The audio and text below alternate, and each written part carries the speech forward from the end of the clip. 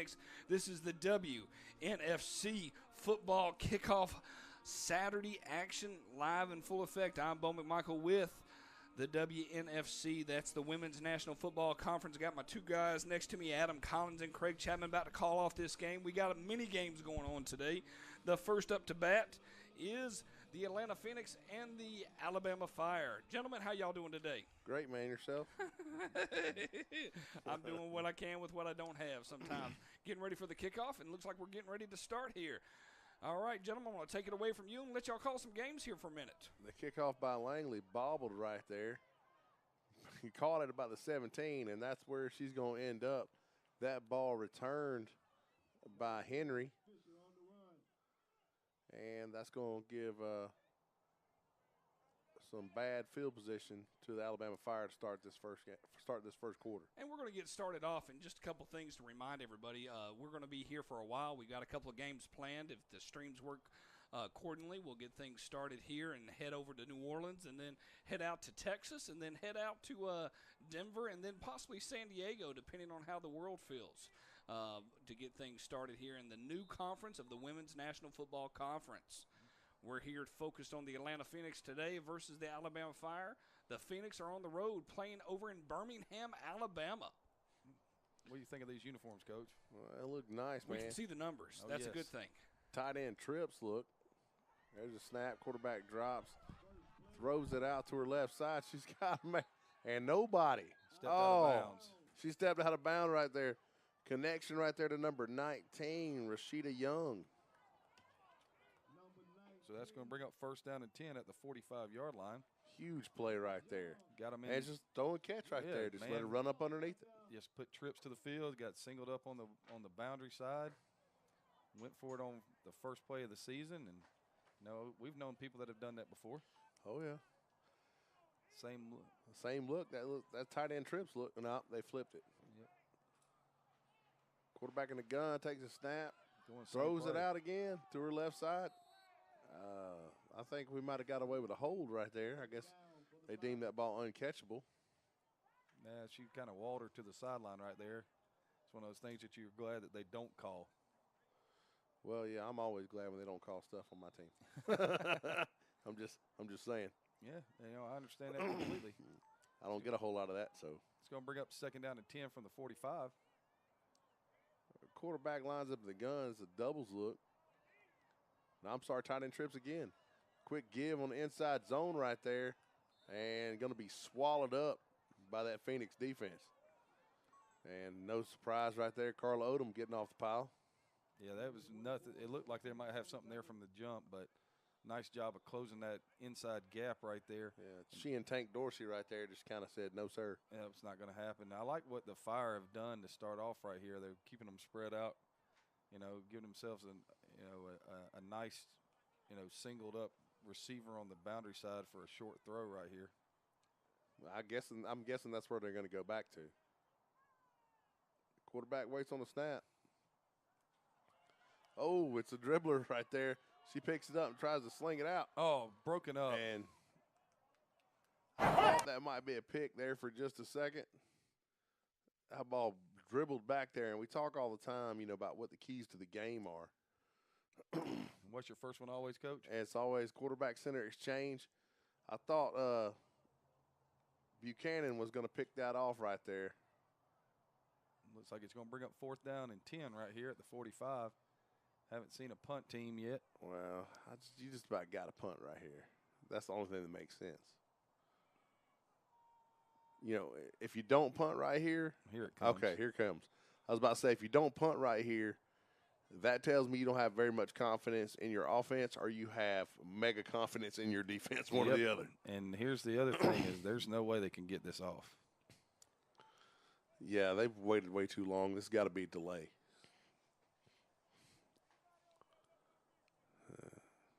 Interesting punt formation here. Isn't it? There's a snap and a low bouncing kick, going to be fielded at about the 25-yard line. Hello. And here she comes around the corner. She's got some wheels. Up to the 47 right there is going to bring up first down and 10 at the 47 for the Phoenix. if I'm not mistaken, that's snaking. That's Crystal Reese on the return. It's horrible when you're mistaken. Mistaken, yeah. No. So we've seen the Fire have come out. They've been in a spread look. And we're going to have to see how, with good field position right here, you want to see how the Phoenix start off their opening drive of the 19 season. Well, I tell you what, when I've watched them do their best, they're pounding the rock. Yep.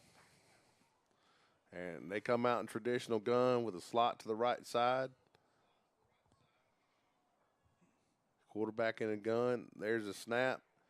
Langley drops, throws it out to her right-hand side, but just outside the reach of Jones, unable to pull that one down. So that's going to bring up 2nd down and 10 from the 46. This is never what you want. Yeah, you'd like to start it off and have something positive and not being 2nd and long right off the bat. But they did throw the ball on 1st down. It looks like they're getting a stacked and loaded box from the Fire right here. They're daring them to run it, I'm sorry, daring them to throw it, I guess, is a better way to say it. Well, they're going to run it, and they got the ISO corner. Around the left side. Ooh. Got some room. Ball carried by number 7, Tony Fuller. It's going to be a nice pickup on 2nd down. Going to bring up 3rd and manageable. That's all you want. 3rd down and about 5 right here. But you're right. The Fire, they got 5 people on the line of scrimmage. Yeah, they're playing an old 50 front. So I mean, they're what you said. They're going to dare them to throw the football. But if you can get to the edge on this, there's a lot of room to run. Well, that's one of the downsides to the 50. Ooh, quick give right there, but nothing. Met in the backfield. Shakes the first person, but can't shake the second one. That was Shanice Wheeler, just unable to get out of the backfield, really. But she was hit at the mesh point, and that's never a good thing. So that's going to bring up 4th down and 6 from the 49 right here. Looks like the Phoenix are going to punt and got a chance to really flip the field position in their favor after the long completion. Start the game for the Fire. It's been kind of a what you expect from an early season football game. It's, kind of a defense-dominated game. Yep. Langley's out to punt. She handles all the kicking duties as well as the quarterbacking duties for the Phoenix. So she's busy is what you're saying. Yes, indeed. Doubles look on the punt.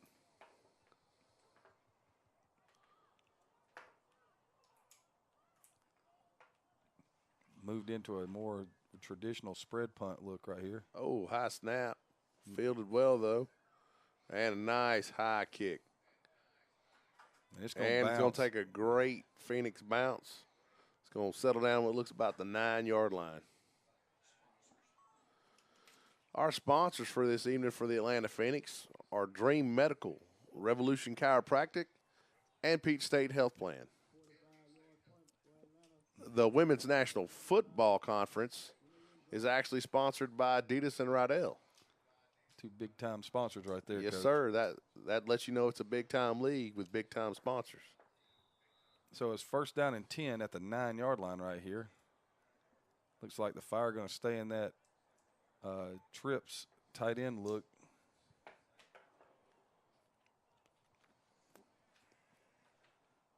I think they're worried about that bad snap again. Oh, yeah, I'd be worried about it. Quarterback in the gun. It's almost a bad snap right there. She throws it out to her left side, though. Whoa. Had a receiver. Looked like she just lost the ball. Looked like they're going to try to run a little corner route right here. Good job by the corner for the Phoenix. Really kind of rerouting right there. I'm surprised there's no laundry on the ground. They're going to – wait a minute. They did. There it is. So it's going to be 1st down and 10 from the 24-yard line. I believe you are correct, sir. No, it's the 21. Oh, they're going to do a spot of the foul? I believe so. That works. All right, so 1st and 10 from the 21 right here. Billingsley in the gun. Back offset to her left side. Got that tight end trips look to the right. There's a snap. Quick give. Oh, hello. Oh, man. Yeah. There was like everybody on the Phoenix defense was there for that one. Should be a loss of 1 on the play. Should bring up 2nd down and 11 from the 20. I tell you what, getting up from underneath the pile where there's 4 and 5 people on top of you every time, that'll get old. It's not fun. It's funny that the Fire are playing this game at a tempo pace. They've been very quick to get on the ball, staying in the shotgun. Wondering if they were trying to bank on some conditioning, paying off for them in the end. Billingsley sitting in the gun. It's that same look. Pressure coming right here, Coach. There's a snap. She drops. Looks to her right. Gets lots of pressure. Is able to get the ball out. So far, number 19, Rashida Young, is kind of who she's looking for. And that's going to bring up 3rd down and about 6 from the 25-yard line. I don't think they've thrown the ball to anybody else yet. They have not. They haven't even tried to. That's my point.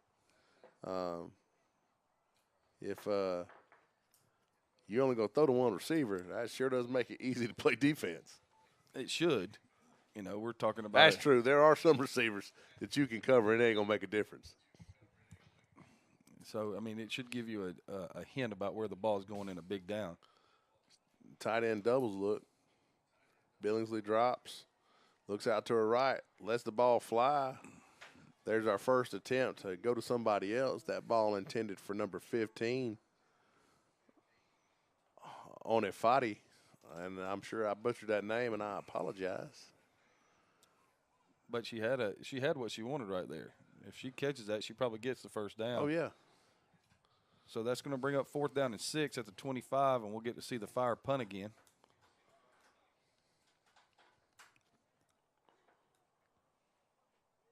Well, if you're the Phoenix, do you come after this one, Coach Chapman? I'm not. I just almost broke that last one. I'm going to try to see if I can get something going in the good field position by getting a good punt. The punt was low last time. Yeah, you don't want to make a mistake. No mistakes. Drafting somebody for the punt team. There it is. All levels, ladies and gentlemen. All levels. Here comes the new punt formation where there is the Notre Dame box in the backfield. 1, 2, 3, 4, 5, 6. That is going to be a delay. I was actually trying to see if they had enough people on the line of scrimmage. Yeah, still going to be 4th down. Being 4th and 11 now, so that's kind of a big deal. It takes that if you were to jump off sides and give them 4th and 1, now 4th and 11, you got a chance. Now, if you wanted to come after it, I might be a little bit more inclined to do so. I like the way you're thinking, buddy.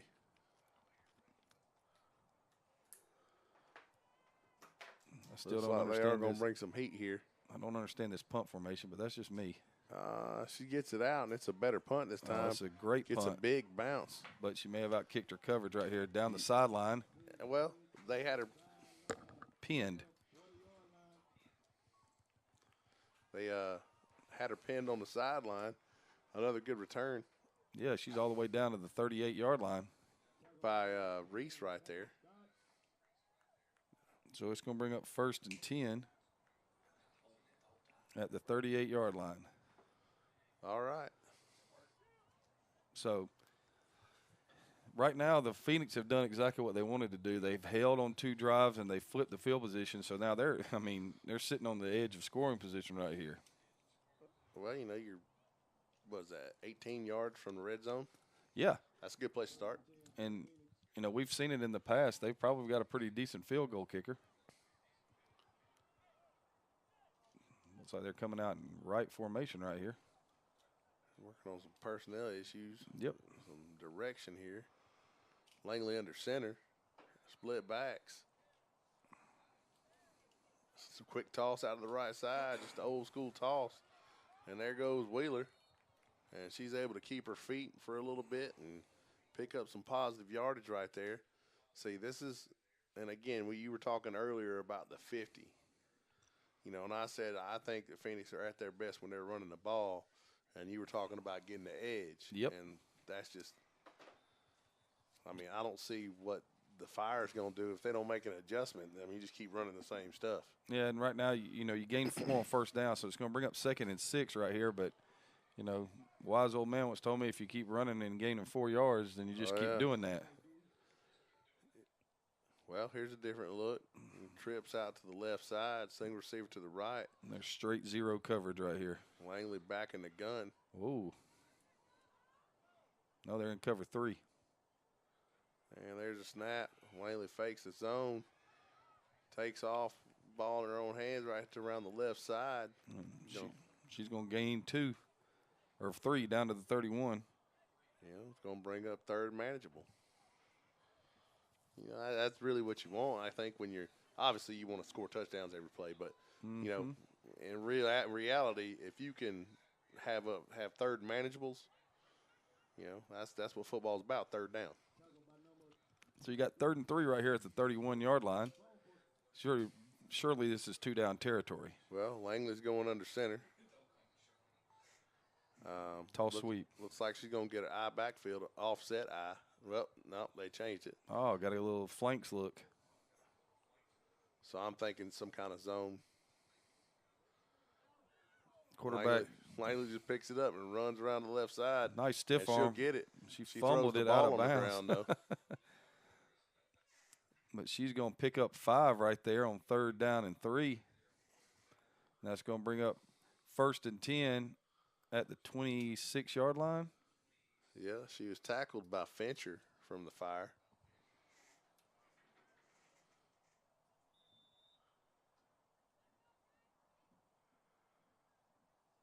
I'll tell you what, so far so good for the Phoenix. Yeah, I mean they're controlling the game right now.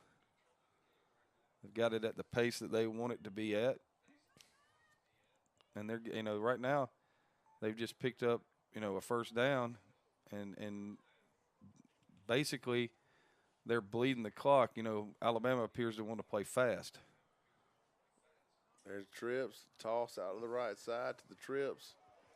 And no doing. That ball carried by number 16, Brittany Smith.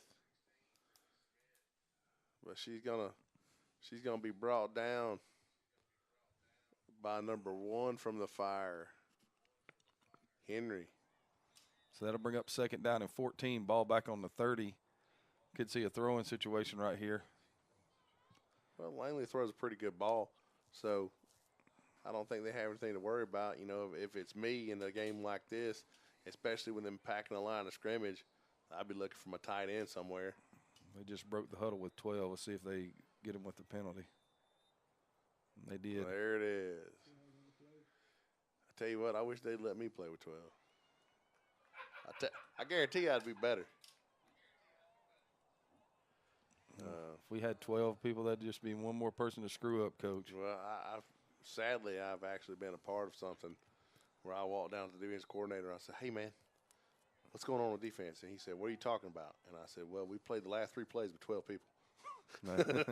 And the team was still driving, sadly. I've never had that. I just wish that sometimes I could play with 12. Okay. They threw the flag again. They're going to bust them with delay right here. No, false start. Jeez, who was that on? I didn't see that. I don't know. Still 2nd down. Well, what started out as a really good drive. Okay, at this point, we're further back than where we started. Yep, 2nd and 24, ball on the 40, screen down. And, well, it's early season. How many screens you got in? Quick throw out to the left side. Hit stick. She's going to stay up, though. Nice job by Elizabeth. We're going to get down, gain of 4. It's going to bring up 3rd and 20 from the 36. You know, that's just bad defense right there. If you hit and wrap, you got a big play. But instead, you come up and you want to hit stick somebody, and a decent back, and it's not going to go down because you hit them. Well, they gave her to the 35, so it'll bring up 3rd and 19 at the 35. Now, question for you, Coach. You don't get this. You going to punt this and try to pin them back deep? No, I don't think so.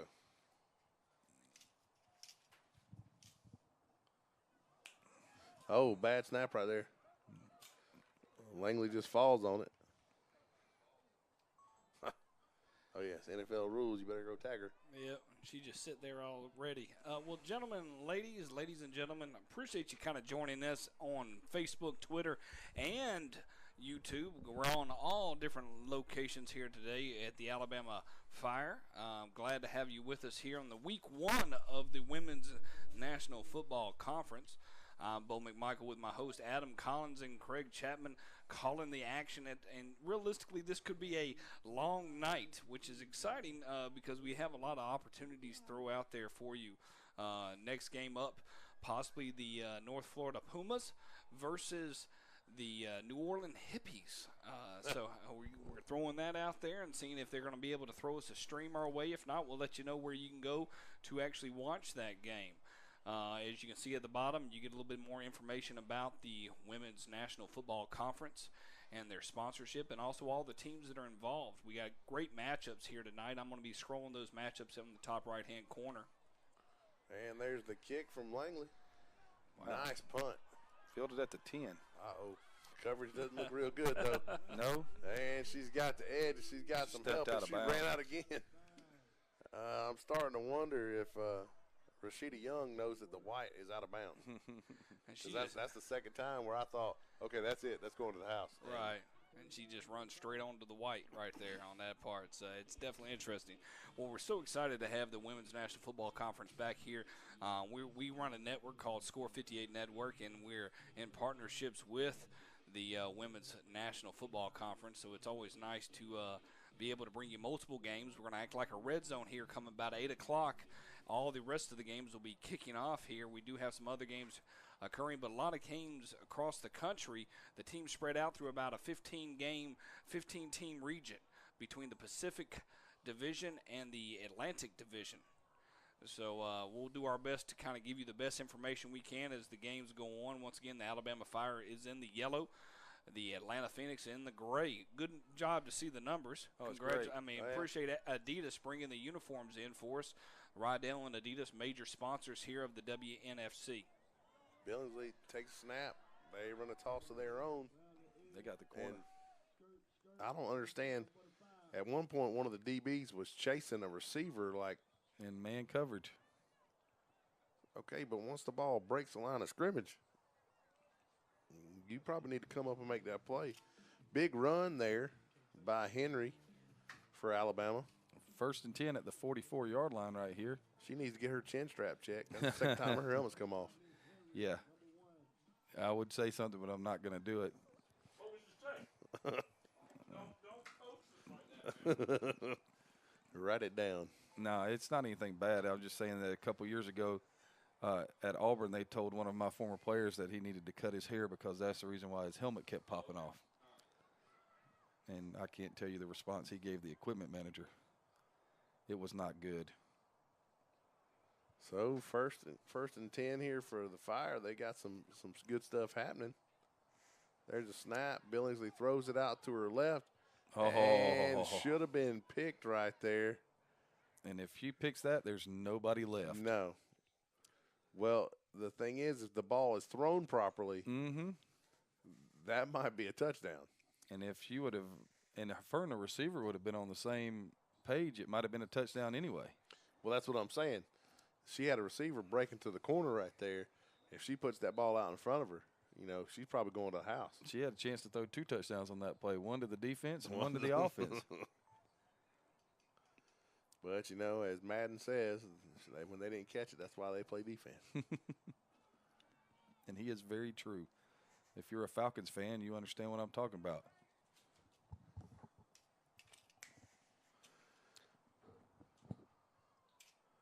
All right. Billingsley under center. There's the toss again. Toss out to the left side. Ooh. Nice block right there. I'm not sure who that was that caught the edge. She's run down by Odom eventually. That's going to bring up first down and 10 all the way down at the 43-yard line. I think that was number 2 for the Fire with that big block that got the edge.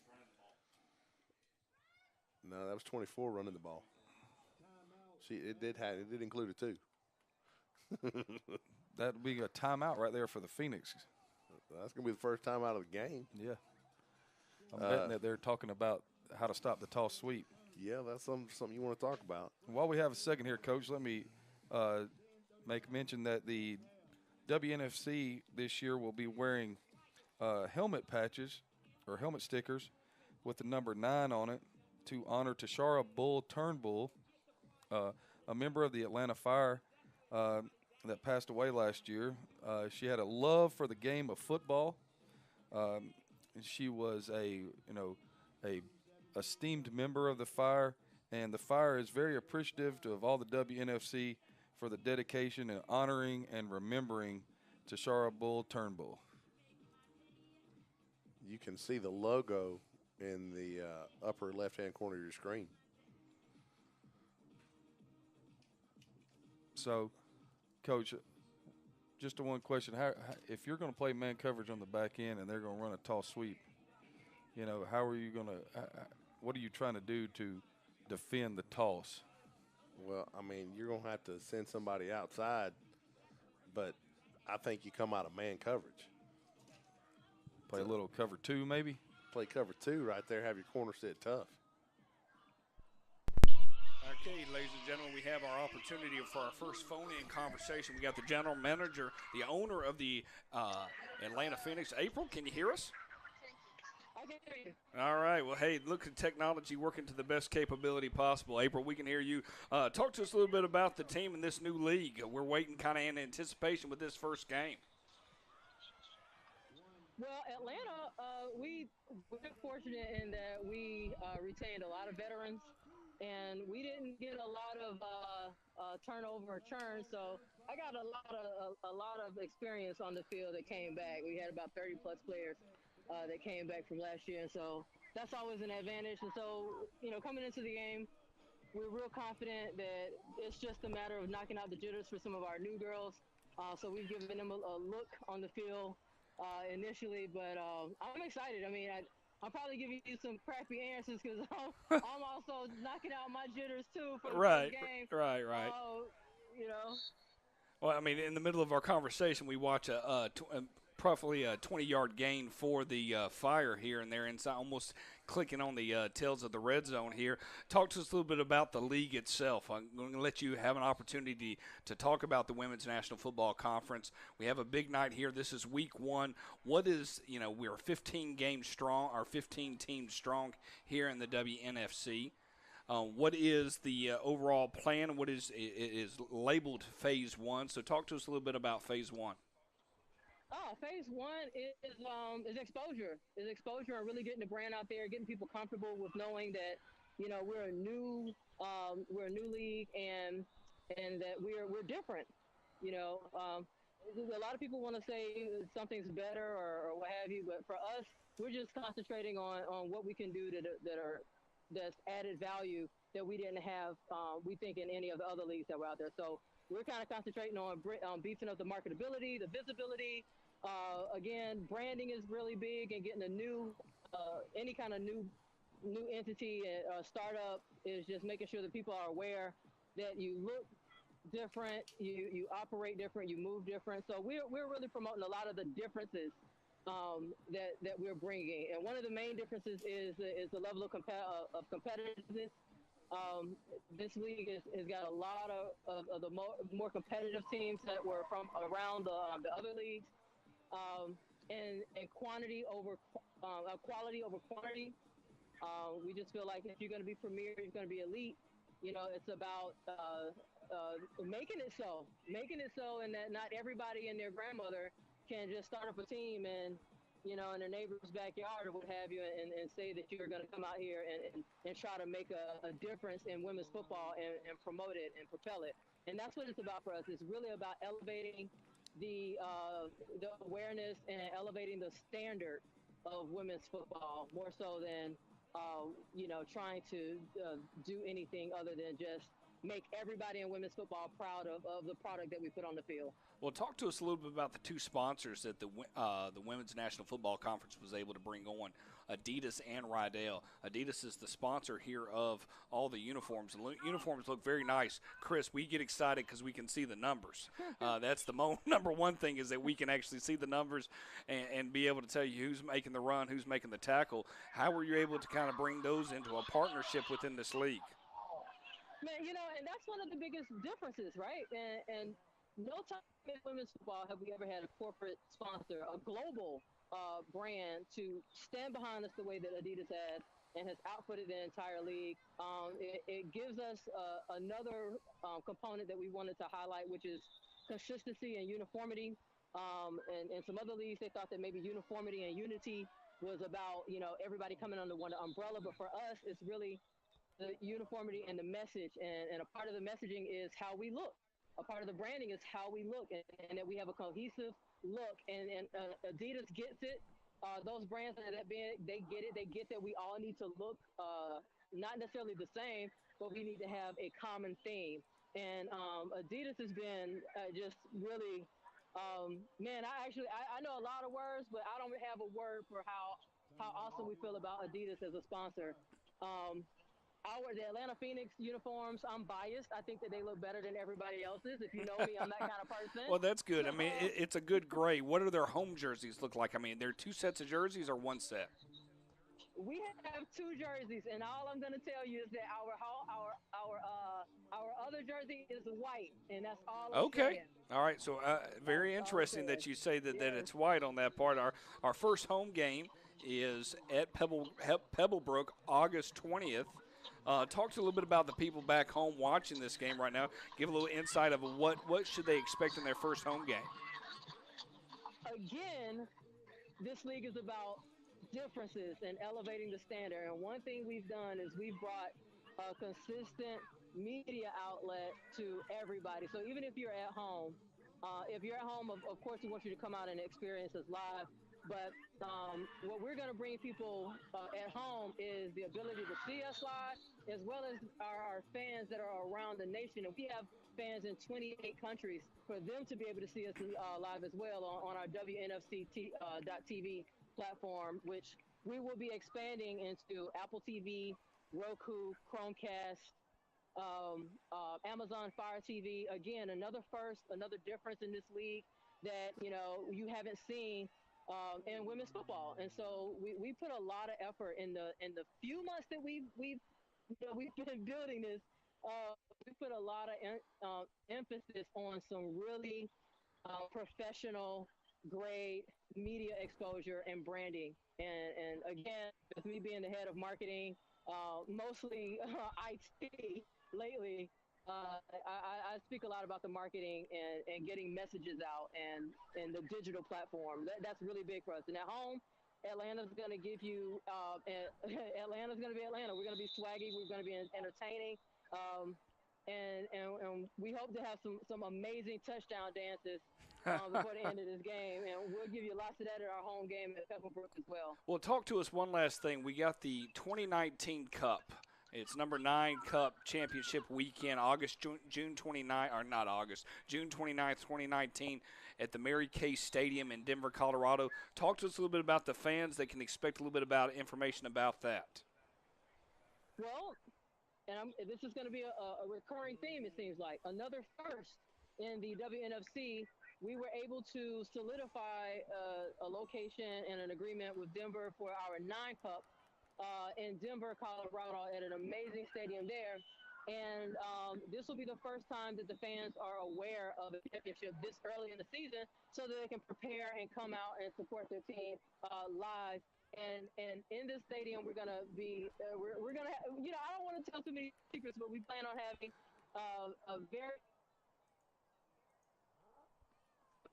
show. The venue supports it. It'll be a great backdrop. We hosted the national championship games in 2018, and it was extremely exciting, and the fan experience was high and energetic.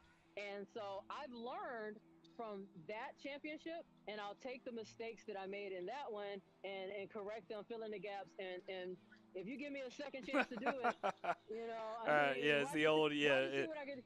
right. Exactly. Right, Yeah. you missed that one chance to get the touchdown, and you get another opportunity for the touchdown. That's definitely understandable. So I Absolutely. grab that. Now next week, the Atlanta Phoenix are on the road against the North Florida Pumas, correct? Absolutely. Okay. Are we going to be able to? Will North Florida be able to stream that so those fans here in the Atlanta area be able to watch that? What is the outcome of that right now?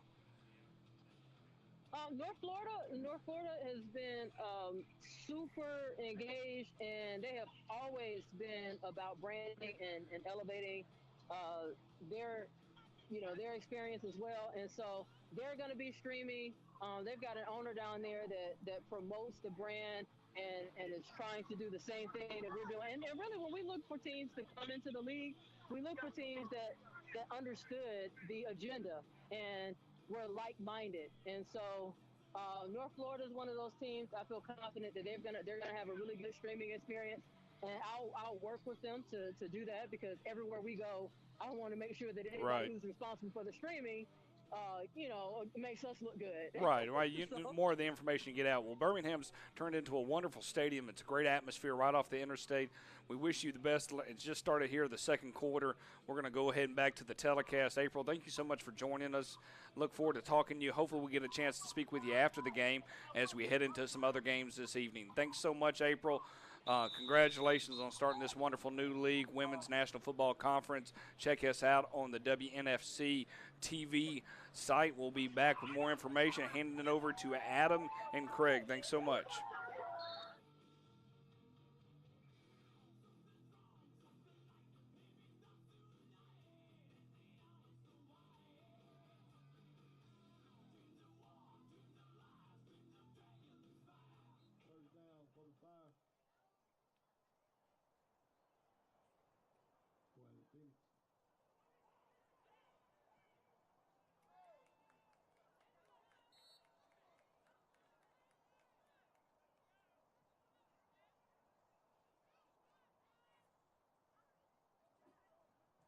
Down in 3. That ball carried by Tony Fuller. Nice pickup where she started outside, saw the seam, and just came back across. Well, that's the whole point about blocking that zone. You give your back a chance to see and pick where they want to go. So you got it short yardage right here. It kind of keeps your playbook. You've got everything that you at your disposal right here. Yeah, I think maybe you take a shot. Something funny here. Maybe somebody come across the middle. There's a snap. Langley drops. There it across is. the middle.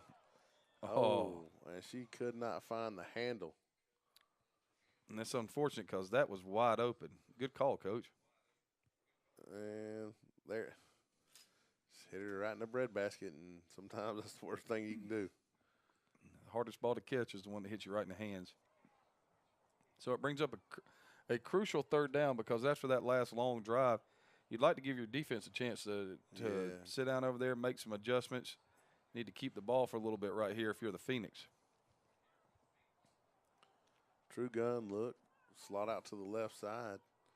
Langley in the gun, waiting on the snap. There are a ton of people in the box. Yes.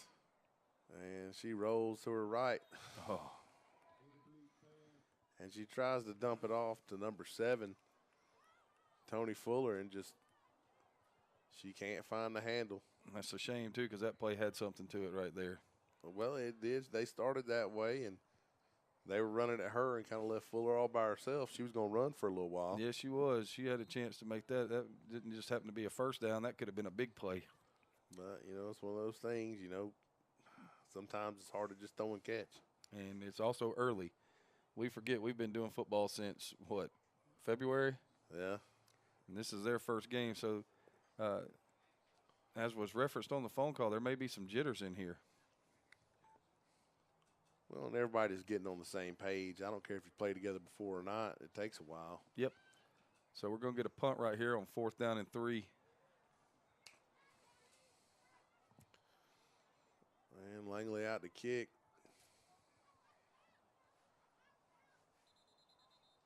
Oh, good gravy. And It's going to be delay. yeah, that snap scared me a little bit. That one looked like it might go over her head, but it just kind of looped back there. What'd they call? Oh, They just got a first down. What was the call? They obviously called illegal participation. Delay a game on the defense. So the ball will be at the 39, and it will be first down and 10. And so the Phoenix get a gift.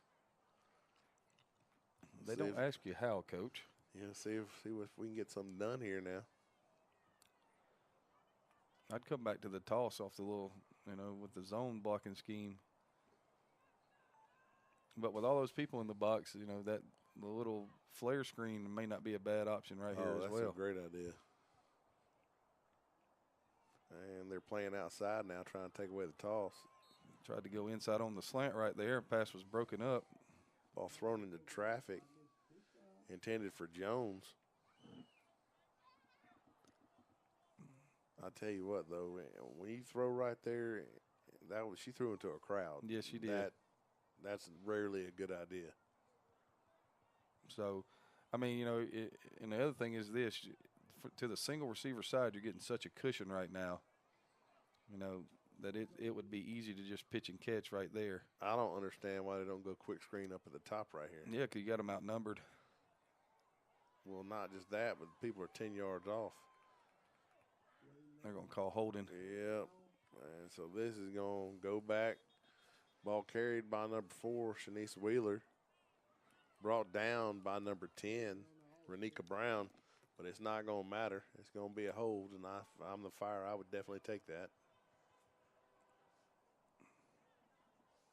Holding being a spot foul and whatnot. I think they're going to call it from the line of scrimmage.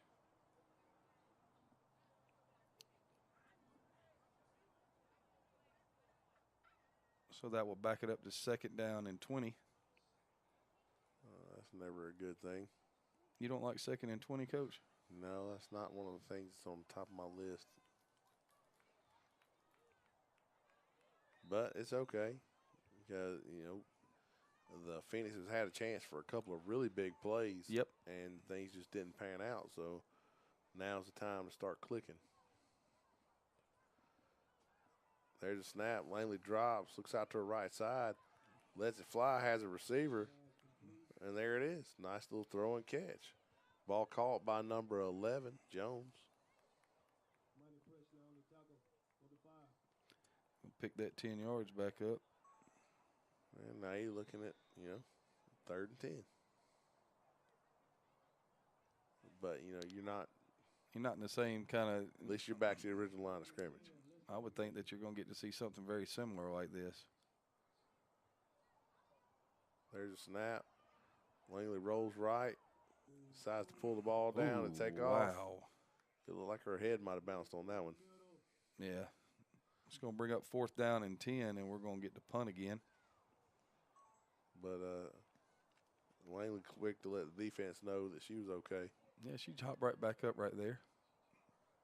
That's what you like to see is when somebody really takes a nasty hit for them to just pop right back up and then come to the sideline and ooh and ow. Don't let the defense see it. Yeah, get to the sideline before you check and make sure everything's still where it's supposed to be.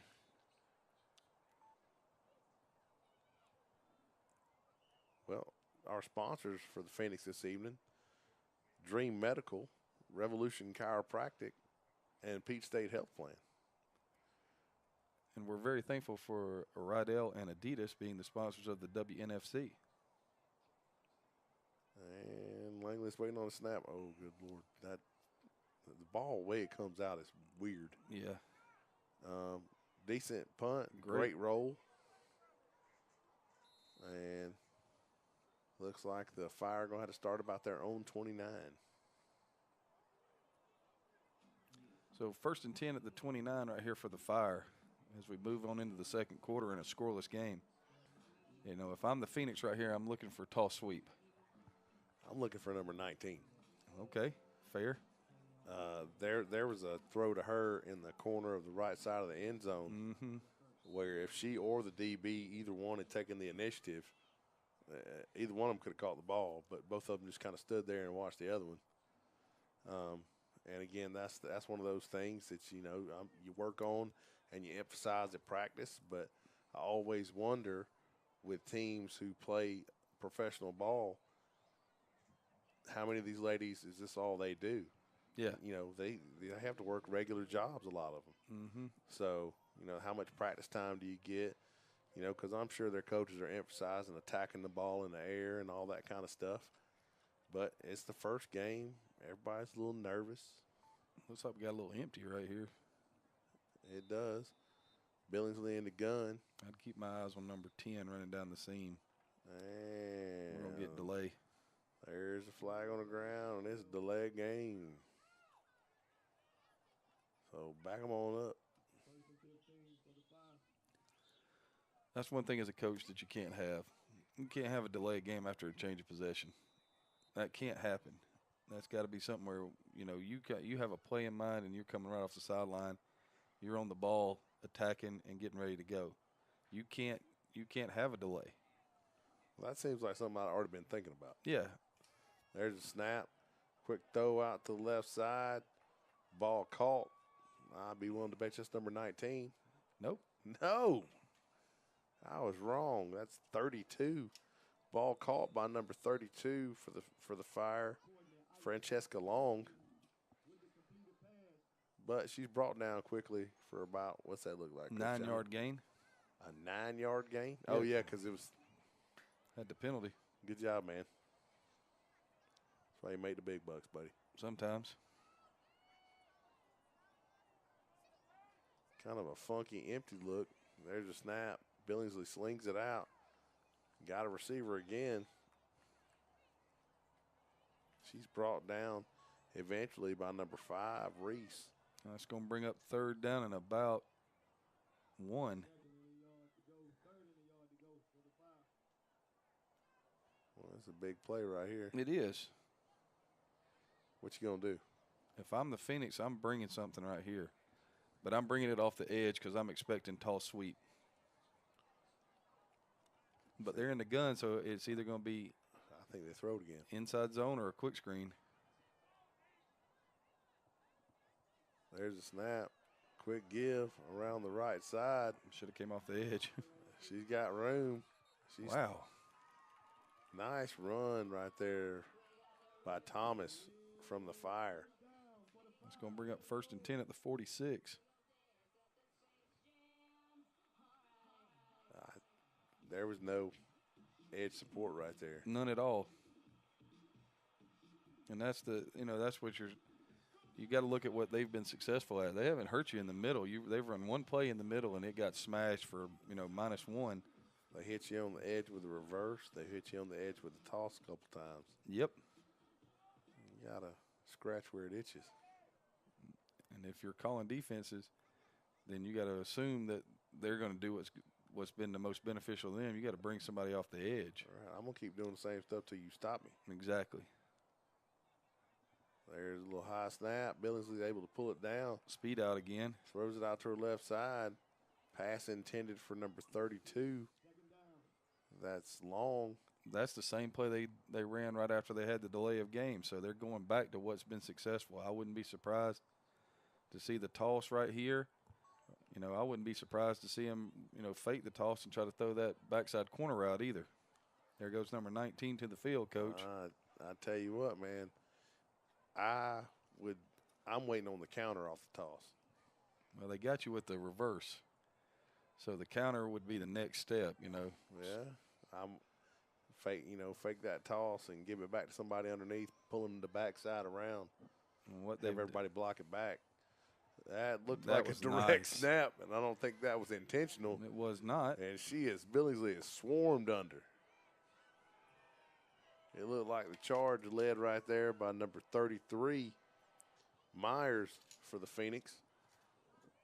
Coach, we've had the chance to watch the Phoenix play, and I don't think it would be a stretch to say that, they're really stout in the middle and that Carla Odom is a difference maker And so right now, by running to the edge and throwing the ball to the edge, they're kind of trying to take her out of the game. I think it's a good plan. I'd spread them out and try to hit the edges and throw little quick passes. I mean, you're sitting here right now at 3rd and 14. You still got a chance to do exactly what they talked about. They are 6 yards deep in the shotgun. That's a long way to be in the shotgun right there. Billingsley in the gun. There's a snap, and I think somebody cheated. I'm pretty sure we had movement over there on the left side. And there it is. Me and the white hat saw the same thing. That doesn't happen a lot. Why you say that, Coach? Well, because usually they see, like, awful stuff, and either that or they don't see it, you know. Most of the time they don't see it. My defensive end's getting mugged, and, you know. They either don't see it or they make up things that they thought they saw. That guy's got his jock strap now, and, you know, he didn't see him get held. And I was like, okay. I get a little animated during the games, I'm just here to tell you. Nah, you're calm, cool, and collected always. So now it's 3rd down and 19 right here. I'm definitely looking for something vertical. Yeah, I think they should block with both backs and throw the somebody. I don't think. Yeah, I think she thought she was going to run a corner route right there. Because that's what I was going to throw was the corner right there to number 19. Looked like the receiver blocked. Yeah. Sometimes people zig when they should zag. You know what I'm saying? Well, again, it's early in the season, and you know I'm not sure. Are they running people in with the plays? No. Or are they signaling it in? They've got to be signaling them in because they're in a no huddle. When you signal it in, you know, you add another layer of possibility to screw it up. Yep.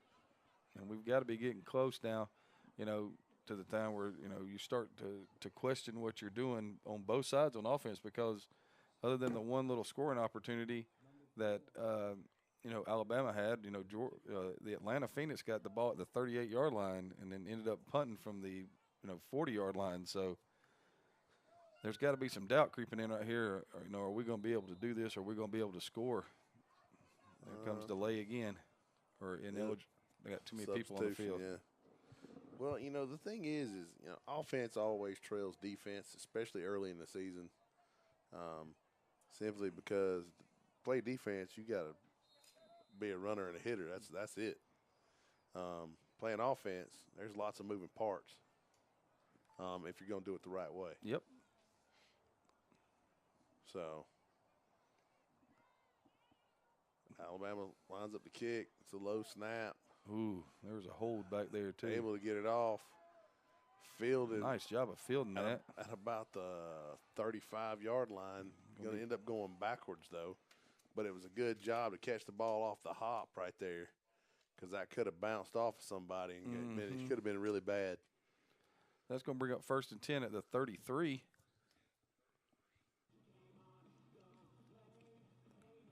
You got to look right here. The Phoenix needs something positive to happen for them on offense right here. They've done a good job, or they have done a good job of being able to weather the storm. And they've played a lot of defense this quarter, though. Well, defense always plays really well. Offense sometimes drags a little bit, especially early in the season. But I feel like the Fire is giving them some stuff. Yes. You know, like right here, I know it's to the short side of the field, but you still got 2-on-1. Yeah. That's 5 yards. I mean, you got to take what's being given to you. Langley under center. Gives on the ISO. Nice run. She's going to power through that carry by number 15, Brandy Pringle. And she does a nice job of fighting and is able to get what looks to be about 2, maybe 3 yards when she was greeted in the backfield. Unfortunately, there's another Fire player down. Hopefully she's okay, just maybe a little shaken up. But that gives us a chance to talk about our sponsors for the evening for the Atlanta Phoenix. Dream Medical, Revolution Chiropractic, and Penn State Health Plan. I could use some. Was it Penn State That's Health? what I said. Peach State health plan. There, Peach State, I got You guys have to listen. That's our bad, Coach. Yeah. I was wondering if we were doing this game somewhere else because when you said Penn State, I started looking around. I mean, Oh, Coach, so many jokes. we're not in Vermont yet, so. Well, you know, I tell you what, I could use some Revolution chiropractor right about now. spent the last week splitting wood.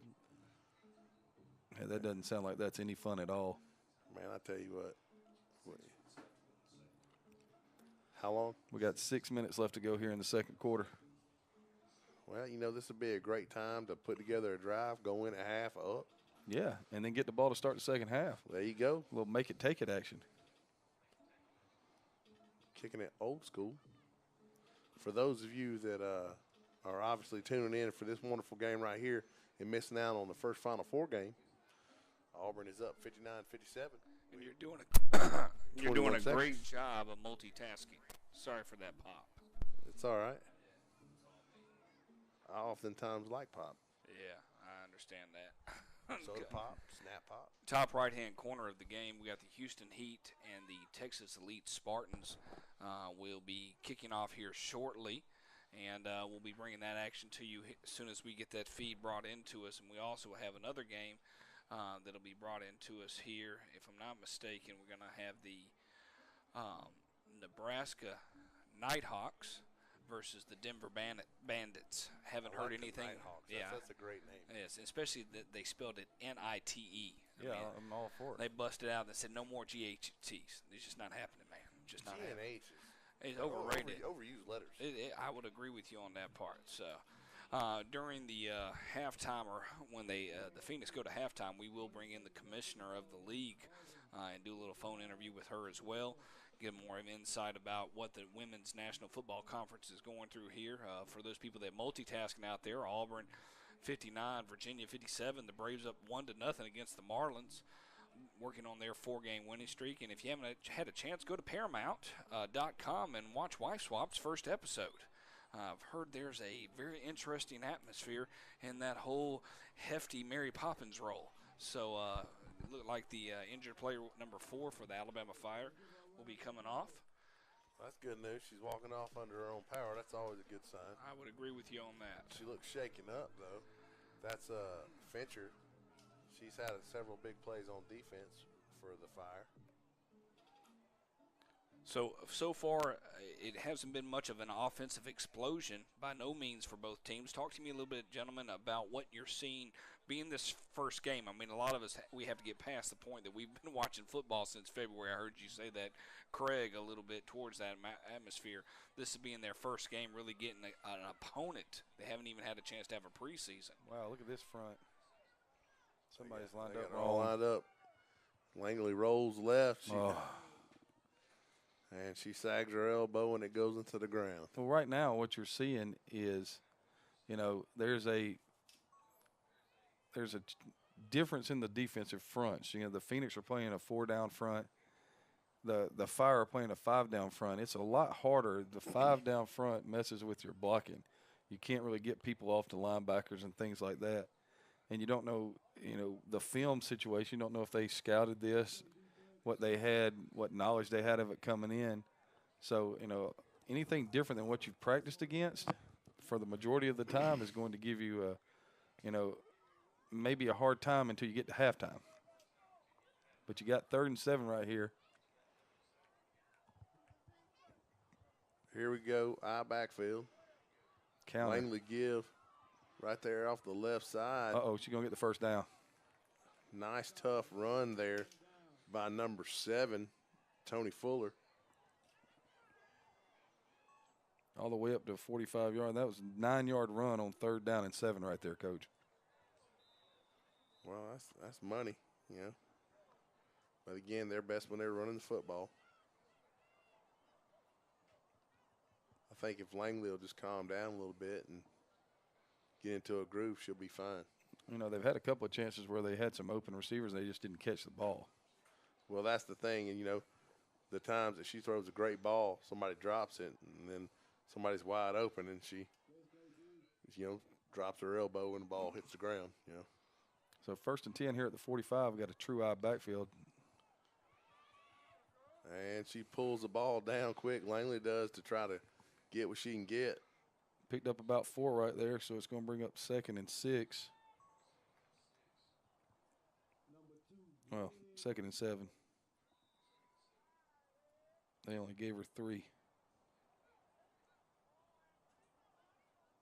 Tell you what, man, it's been a good defensive game. If you like defense, this is where it's at, man.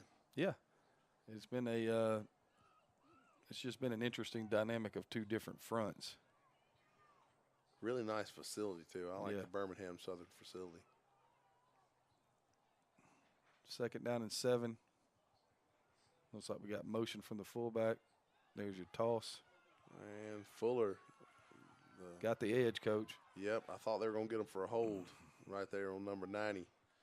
But All the way down to the 39, coach. and just like that, the Phoenix are on the move. That's an 11-yard gain and a 1st down. Well, I think the tackle did a really nice job right there of letting go, because it would have been real easy to grab a hold and try to hold that edge right there. But, you know, you got to realize sometimes your back is faster than that defensive end. Well, you got to hope so. So 1st down and 10 at the 39 right here. And give on the inside right there. And just enough to Yeah. bring her down. That ball carried by number 4, Wheeler. Got shoestringed. Yep. It's going to bring up 2nd down and 9 at the 38. I like the plan right here, though.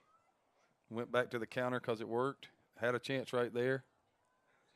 Like you said, grabbed by the shoestring. It's got to be getting close down to around 3 minutes to go here in the first half. Phoenix doing a nice job of putting together that drive to eat up some clock right here. Yeah, you definitely want to cash in. But if nothing else, the defense is getting some rest. Langley on the give on the inside again. Nice job. That ball carried by number 23. That is Shadella Reese. It's going to bring up 3rd down and 4. Ball at the 33.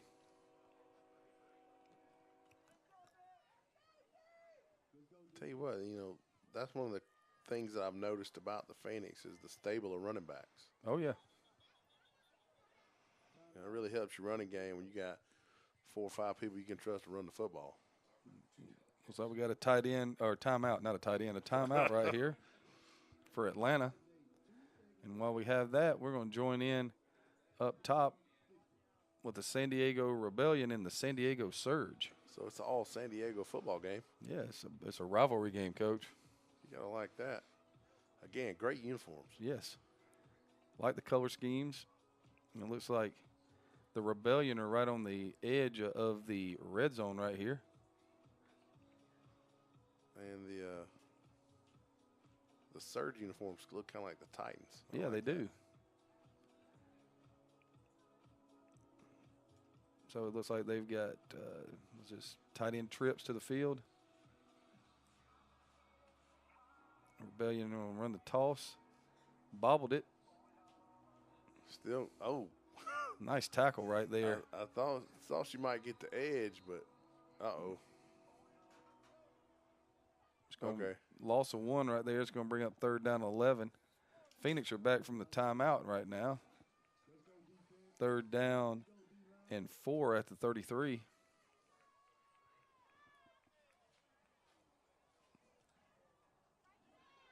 There's your speed out right there, Coach. There it is. That's all you got to do. Just give Langley some short stuff, just a little throw and catch. Let her get settled in. Ball caught by number 6, Mosley. That'll bring up 1st and 10 at the 23. We have another Fire player down on the field.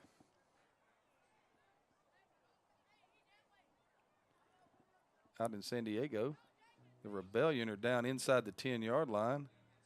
Little zone read for the quarterback right there.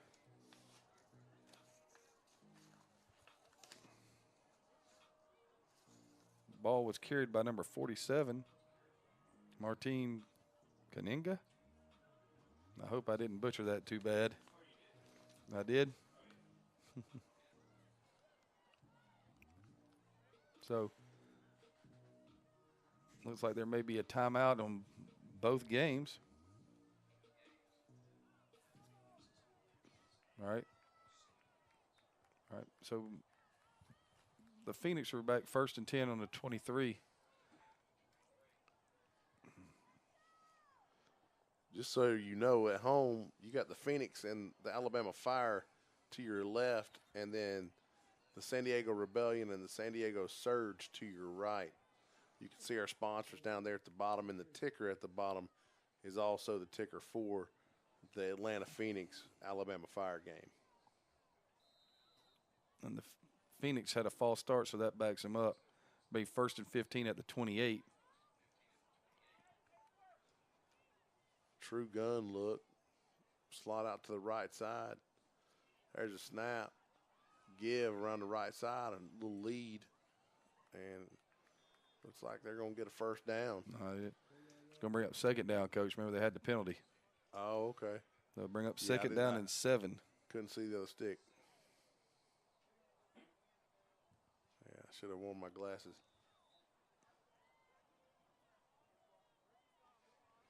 Your glasses? Yes. All right, so 2nd down and 7. It looks like we're going to get, what's this, you got slot left right here, Coach? Indeed. It's true gun. Langley sitting there waiting on the snap. There's a snap. She's looking to her left. She lets it fly. Has Wide a man open. Wide open in the end zone. Caught, touchdown. And just like that, the Phoenix are on the board. I have a tough time making out that number. Is that 13?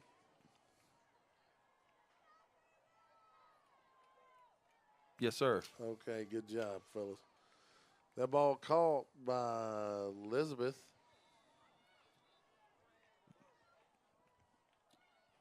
And just what we talked about, the Phoenix are able to drive down right there right before half, put it in the end zone, have a chance to come back and get the ball to start the second half.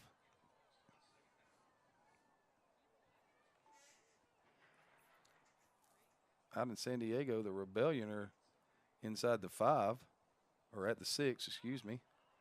Uh-oh. Bad snap on the extra point for the Phoenix.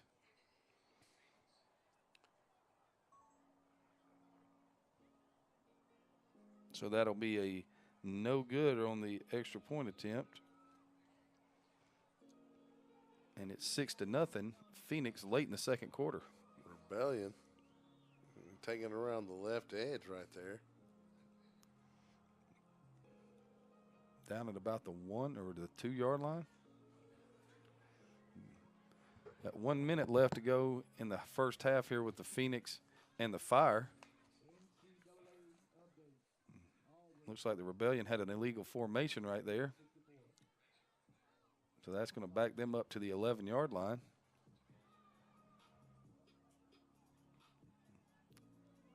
Update from the Final Four. Virginia scores late with 0.6 seconds left to beat Auburn 63-62. They fouled a three-point on a three-point shot that was off target, and the guy just barely brushed him, and they called it. Yeah. Terrible. The whole world hates Auburn. That's how it is. Phoenix kickoff. Angled it. It's going to be picked up at about the 25-yard line. She's going to bring it back to the center. Going to end up at about the 30. Not a bad return. Good job by the Phoenix right there to angle that kickoff. Kind of pin her on the sideline over there. She comes up lame, though. That's Presley on the return for the Fire. She looks a little gimpy. So 1st and 10 from the 30. 1 minute, just under a minute to go here in the first half. Be interested to see where the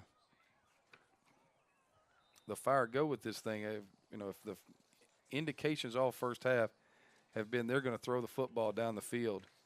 And when they throw the football down the field, they're going to be looking for Rashida Young. So I would make sure that I had number 19 covered right here, wouldn't you, Coach? I would absolutely sit on number 19.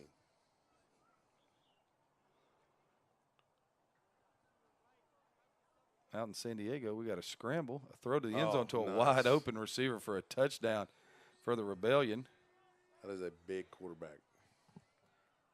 With the ability to move. Billingsley takes a snap, throws it down the right side. That's got to be offensive pass interference They right get there. tangled up right there. But they're going to make a no call, which is probably a good idea. You could say that it was, as the NFL announcers like to say, hand fighting. Yeah. Point after attempt in San Diego right here. The Rebellion are lining up to kick the PAT. Snap, touch, kick is away, and it is good. So in the first quarter in San Diego, it's Rebellion 7, Surge nothing. Oh, ball bounces back to Billingsley. Had a receiver open, just couldn't connect. And as we're coming close to the end of the first half here at Birmingham, we will go live over to the San Diego Rebellion, San Diego Surge game. Glad that we were able to see actually both touchdowns scored. What's the odds of that on that part? Don't know if we'll be able to get into the Texas Elite game, dealing with some overall web issues, so we'll see what happens here. But we will bring in a couple of the commissioner of the league here with a phone call here at halftime. Billingsley under a lot of pressure right there, just tosses it up. I think that's pretty sure it's an offensive lineman that caught it. Yeah, I think you're right. And there's the penalty. That's a problem. That'll be illegal touching. You're not allowed to do that. No. You got to teach me I've these rules. actually had that happen to me before. Coach Chapman hit me in the back of the head with a football one night. Illegal touching? And they called me for illegal touching. And a coach yelled at me. And I was like, you know, I'm out here blocking on the screen. How am I supposed to know what Coach Chapman's doing? Coach Chapman guy, he's just and people are trying to refresh. All three of us had an opportunity to play high school football together. So that's sometimes the main reasons of that. So this is going to bring up 4th down and 21 at the 19-yard line.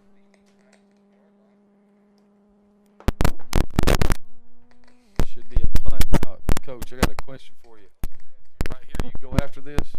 Oh, yeah. Why not? That's exactly what I was thinking right here. Go after it and see what you can get. Oh. They got it. They got a chance. It's going to be their ball right there. Yes, sir. They got a chance. Uh-oh. Oh, Somebody okay. came. Okay, they called it They down. called it dead, but that's going to bring up – it's going to be 1st down and 10 at the 19-yard line. With somewhere around just under a minute. Well, I would say you're looking at probably, 20 seconds right here. That's no time to take a shot to the end zone. Or kick a field goal if you if you were so inclined. So right here you might get one shot at the end zone right here. And the Surge have surged down the sideline over there to score. They just broke open, look like they're going to score right there. And there's a timeout by the Phoenix. No, timeout by the Fire. Oh, by the Fire. I apologize. Mm-hmm. Well, you can't take them with you. So, real interesting. You call timeout right here to set your defense. Maybe to say they've got, they're going to throw the ball right here to the end zone. This is what we want to play. If you're the Phoenix, if you have something that may be a little bit different, this might not be a bad chance to run it. A little razzle dazzle, or what do you call it when people start doing weird things? Talking about drawing it up in the sand. Oh yeah, you're gonna draw this thing up in the sand right here. Get some Coke bottles and some rocks out. Yeah. If it's me, you've been running a slot all night. Run a switch route and let it mess with the coverage. And they're in doubles right here. So you may get 4 verticals right here. You may get that switch route you asked for. I would run 4 verticals. They've got one person in the middle of the field. Throw the seam, huh? Yep. Or you could be looking at shenanigans. Langley waiting on the snap. Looked like the left guard move, but they didn't call it. Throw. Picked off. Picked off. Had somebody open in the end zone. Is that number 19 that picked the ball? It is. And it'll be returned to the 27-yard line. That's a huge play by number 19, Rashida Young. If she had to do that all over again, I think that she'd probably want to drop that thing to the back because the back is running down the sideline with nobody over there. And there's a Phoenix player down, it looks like. We can't see who it is yet. I know they were waving to the Atlanta bench. Okay. Somebody holding the elbow. Yep. It's a delicate part of the body. You don't want the elbow to be in the wrong way. I tell you what, between getting them hyperextended, I had a kid at wrestling practice one night dislocate his elbow. And that is a gruesome looking thing. Yeah, you don't ever want to see anything dislocated. The one bone sitting on top of the other bone, and I'm looking at the kid going, yeah, something's wrong. We got to call somebody. Had a kid run off the field one time holding his elbow, and I said, Brenton, what's wrong? And he was holding his elbow, but he was showing me his wrist, and his wrist was dislocated. And that was a brutal-looking thing to look at. So right here before half, the Phoenix took their shot to go to the end zone right there. Well, rightfully so. I mean, just there's no, you're going to get no argument from me on that. That's the correct play in that situation. Be interested to see what the Fire do right here.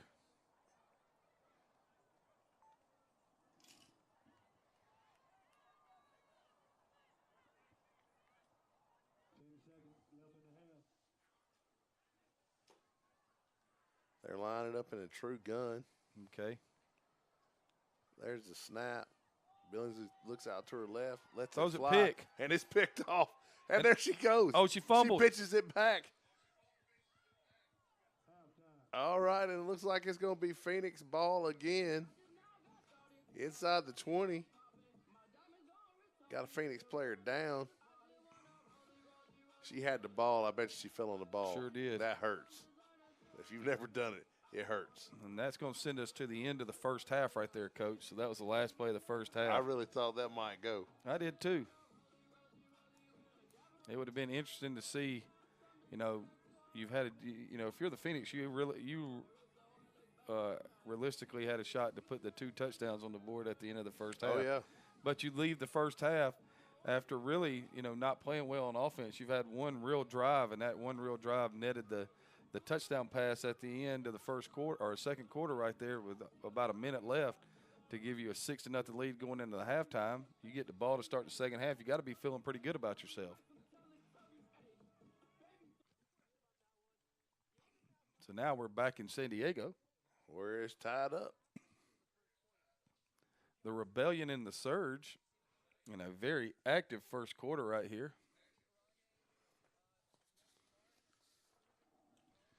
Sorry for the, oh, look at me. That's me. And it's all me right there making that noise.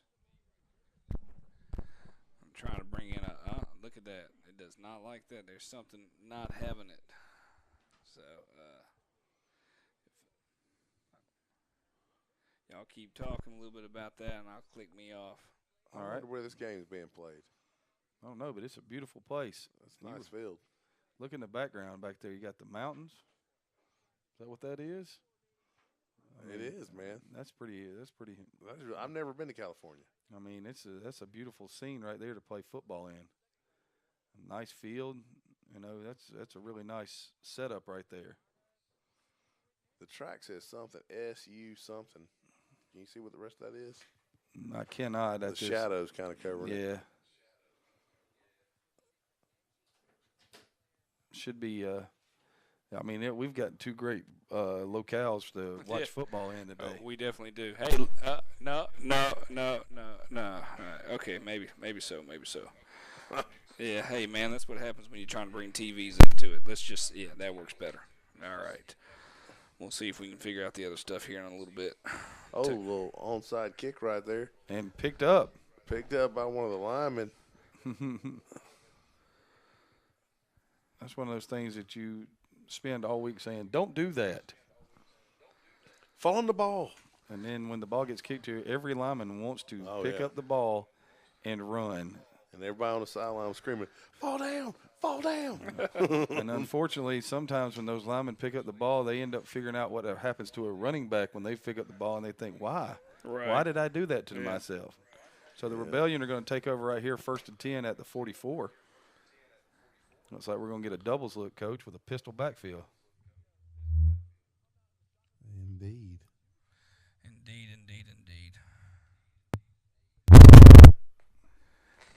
I'm working on it, guys. You know, hey. It's all right, man. It's just technology, man. Trying to bring in a phone call to the commissioner of the league and see if that happens. They call a timeout right here? Appears that they did. Well, they actually have their own broadcasting crew, so it'll definitely be interesting to see. We might actually tune in here in a little bit and let us listen to what they're saying here. Cool. I enjoyed some of the graphics they had where they were throwing up the videos of the players, you know, for the defensive players, you know, defensive line. They were throwing different stuff up on the screen. Right. So it looks like we're going to start this thing with the Rebellion. See if they stay in that doubles look. And they are. We do have another game that's playing. I don't necessarily want to say that we can go to it, but I will clip in a little bit. It's the Texas Elite. They're filming with an iPhone, so based on and ground level iPhone. So I mean, so I can give you an idea of what we'd be looking at if we were looking at it. All right. So it'd just be a little bit harder to work with. That throw though. It was, and like I said, being week one into the league, it's nice that we're able to kind of go back and forth, you know. But when it's apples, I mean, it's two different worlds. Yes, it is. When you deal with this particular telecast and the other one, so we definitely want everybody to kind of sit back. And I know a lot of people are San Diego Rebellion fans and Surge fans, and they're on their website. They're actually showing it off their Facebook. That's why we have certain things running where it says posted by the San Diego Rebellion at the top left-hand corner. So we're definitely glad everybody could join us here, definitely to begin with here in the week one game-wise. Again, look at the size of the quarterback. Yes. All right, so talk to me a little bit, gentlemen. You know, one of these days we'll be able to give a good recap of the first half. And if I get a chance, I'll bring in the other game, the touchdown. Can you tell me who scored the first touchdown for the Atlanta Phoenix in the Women's National Football Conference? Do we have her name? That would have been number 13. Yes. Do we know her name? Yes. Elizabeth. Yes, and she goes by Team Mexico. She's known as the Mexican, is what they were informing me to make sure that I did that, because the last name you have to really play out the G. So last time these two teams played, they did play in a different conference, and it ended into a 6-0 loss. Actually, I think they might have went into overtime. I'm not necessarily can remember. I just know that it rained constantly in that situation. So what will the Phoenix need to do the second half going into this, as we're watching a little bit of the Surge and the Rebellion? You want to start? You want me to start? Just settle down.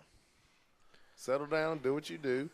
Let Langley throw some short passes, throw some slants, throw some hitches. You know, they're playing way off of you. I'd like to see them throw a quick screen. Defensively, I think you just keep doing what you're doing outside of playing the edges a little bit more. I think that if you're looking at it from an offensive standpoint, what you did in the last drive for the first half is what you should start out in the second half with. Counters, you know, the little speed out play that they ran was real. It's wide open because, like you said, the corner's giving them such a cushion to the multiple receiver side. The quick screen would be a good thing. The little toss zone's a good play for them. On defense, you know, if you keep this lead, then, you know, as the game goes on, you're going to have to maybe think about doubling number 19 because, you know, she's a problem out there. She very well could have scored a touchdown on the first play from scrimmage if she hadn't stepped out of bounds. Right. So it literally could be 7-6 or 6-6 right now in that game. And, you know, we're saying that sitting here and all that. But, you know, if I'm in the locker room, I'm doing exactly what you said. I got to make sure I find a way to defend the edge and not only defend the edge, but to make sure that I don't get beat deep over the top on a seam route. And it looked really like, the Alabama Fire were very, they're going to throw a corner route. They had one open for a touchdown that just didn't connect. So I'd make sure that I had my T's crossed and my I's dotted about how I was going to play those things before I came out of the locker room. No doubt.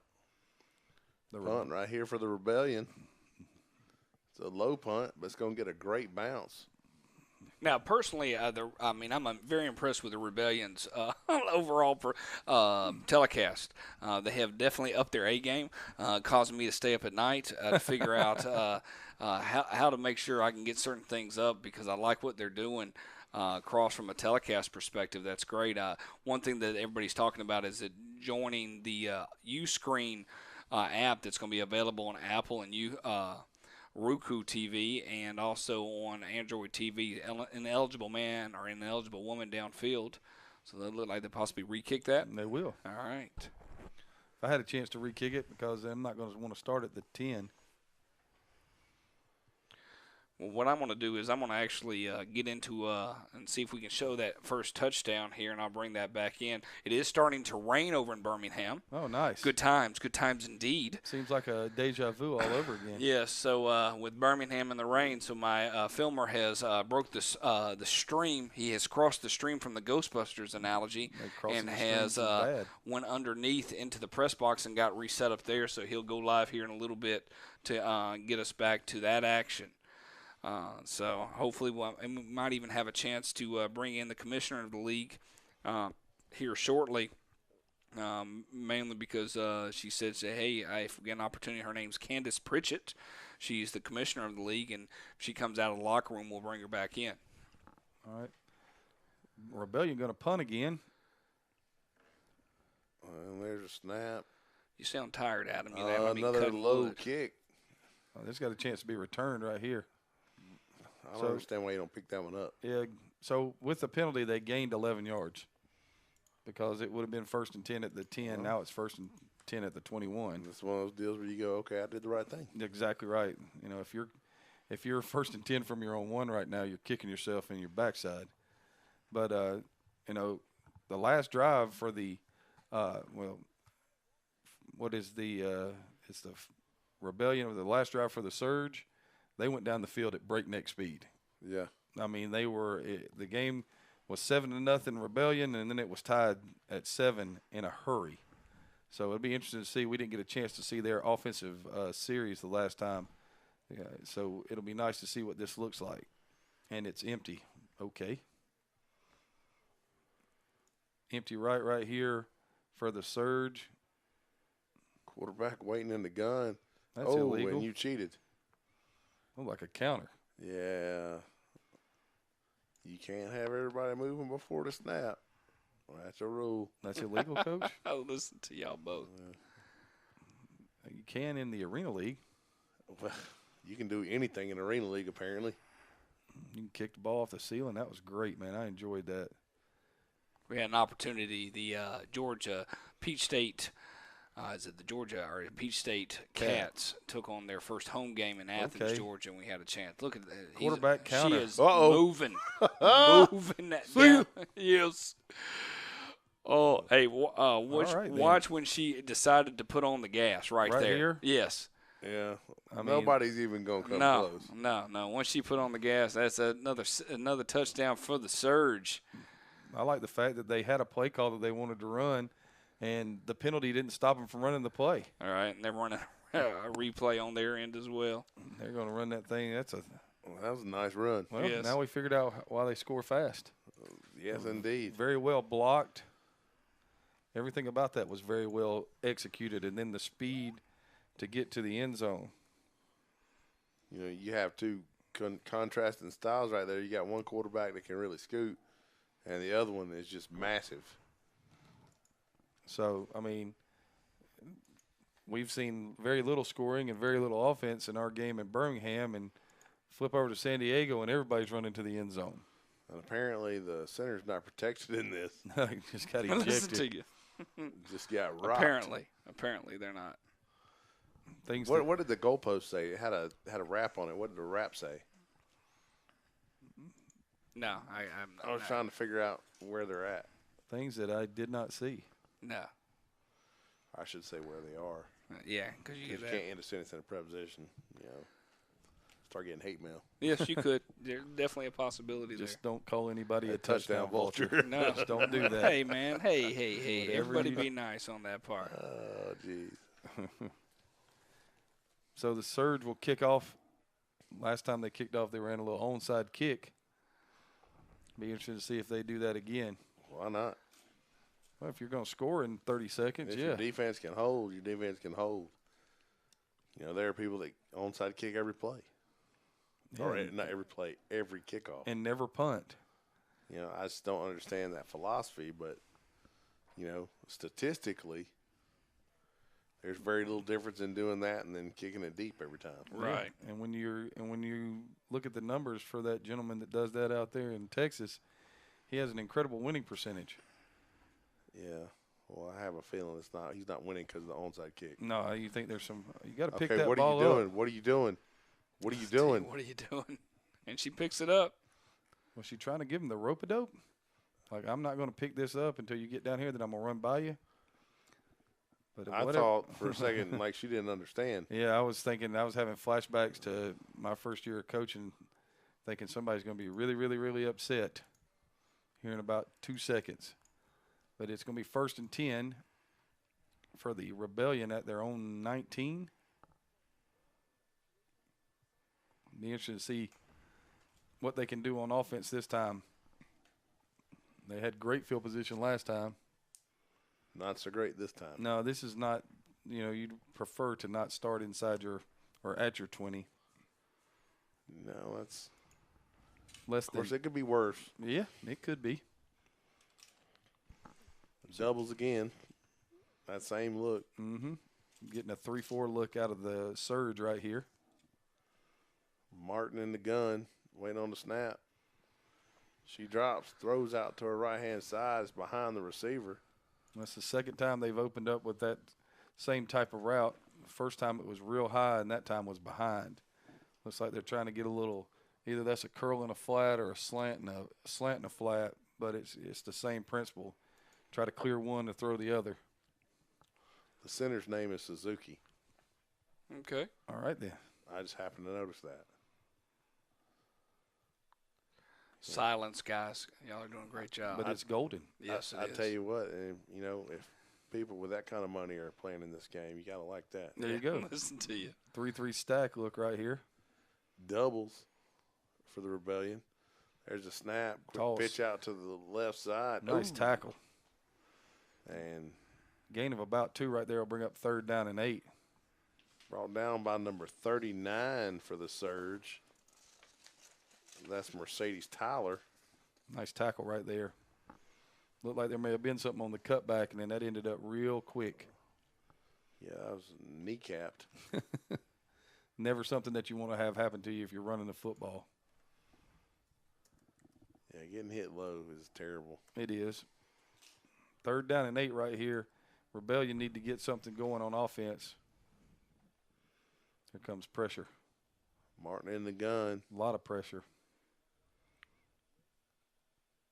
Full blitz. She takes a snap, drops, quick Got throw this, out that was a really nice job of reading that blitz. to the left side. That pass intended for, I think, number 47. No, that can't be right.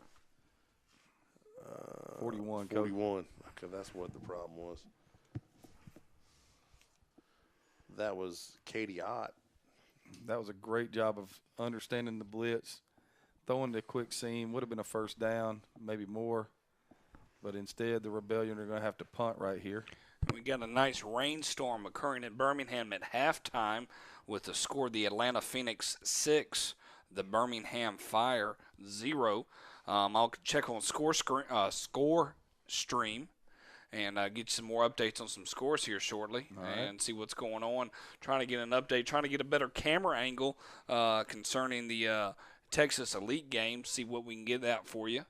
We got a lot of angry folks that they couldn't watch the game. Some profanity went across the line. So enough that they got halted, had to get reviewed. It's always nice when that happens from a technology perspective. Okay.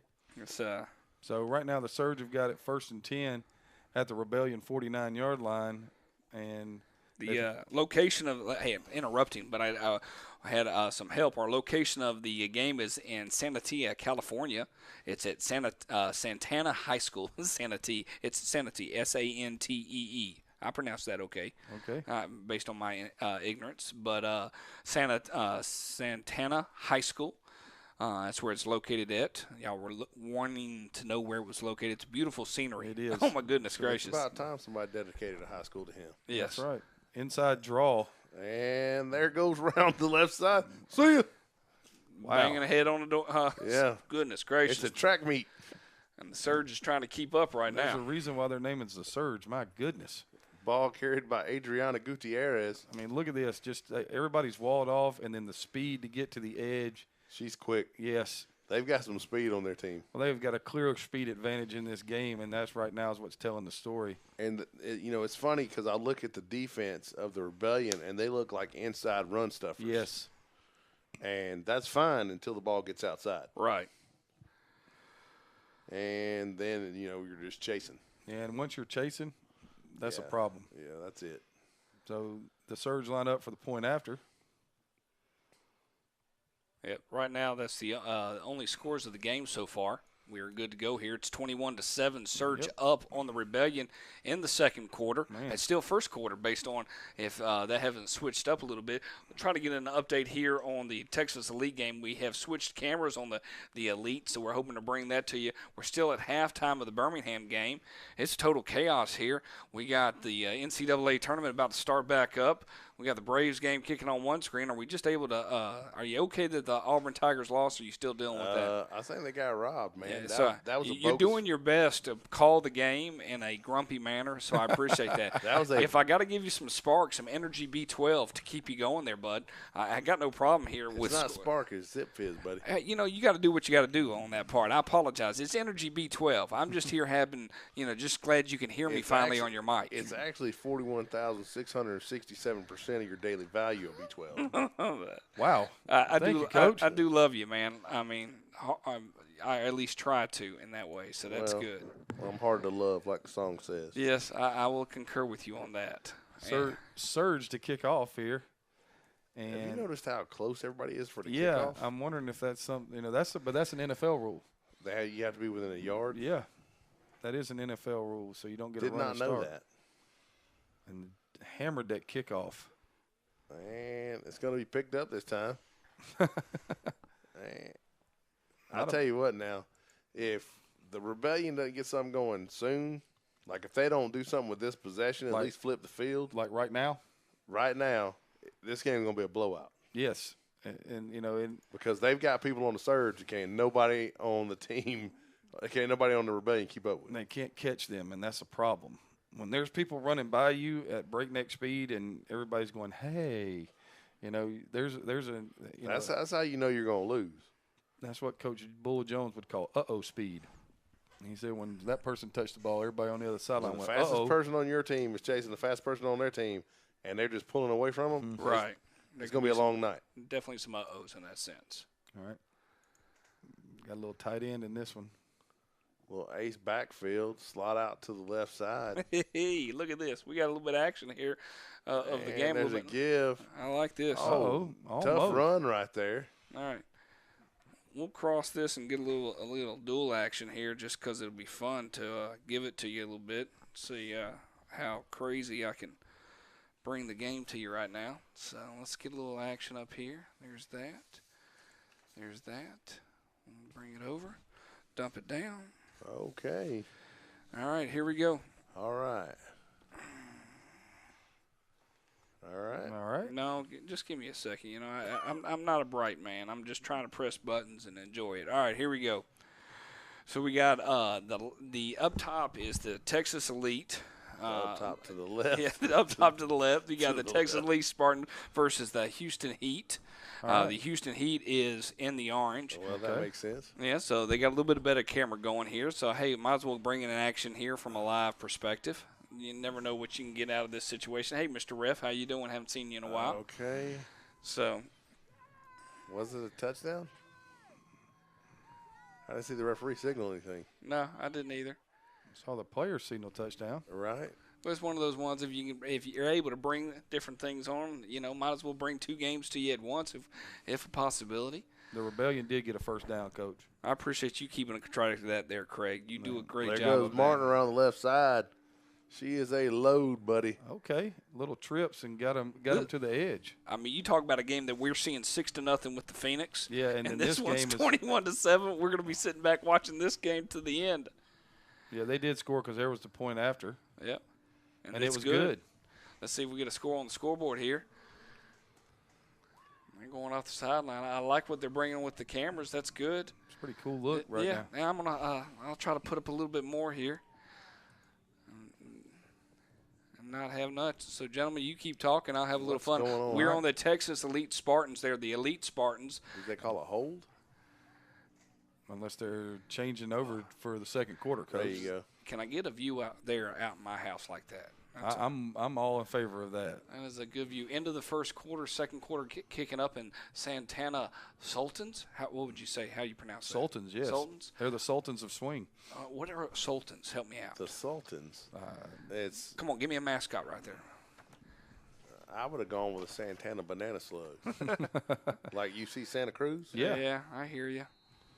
Always like the Long Beach State, LBS. They were the dirt bags. I like that. Be self-aware. Yeah. There you go. Listen to you both. Y'all are killing me, Smalls. Killing me. So, if you're looking at this from a Rebellion standpoint, you had a big run. You've got a score right here. And, looks like they're going to stick with this trips look. I would look for quarterback sweep again right here. Yeah, I'm thinking about the only thing we can't do is give them the ball back. Yeah, I mean. Yeah, I'm expecting quarterback run to the left. That's what I would think. That's what you just had, very good play with, successful play with. Martin under center. Takes a snap. She drops, looks left, swings it out. That's incomplete. Wisely so. I'll check on there are certain people asking about the Denver Bandits and the Nebraska Nighthawks. I'll check a look to see if we can get anything on them, and if we can, we'll throw in there right now during the first quarter. So we don't have much more than that, but I'll go away. If y'all can, make sure you look on this right-hand side if you get caught up. Tell me if the game starts. Okay. I'm multitasking here. We got the Houston Heat at the top left. They got a down camera here. They're doing a great job just trying to bring us coverage.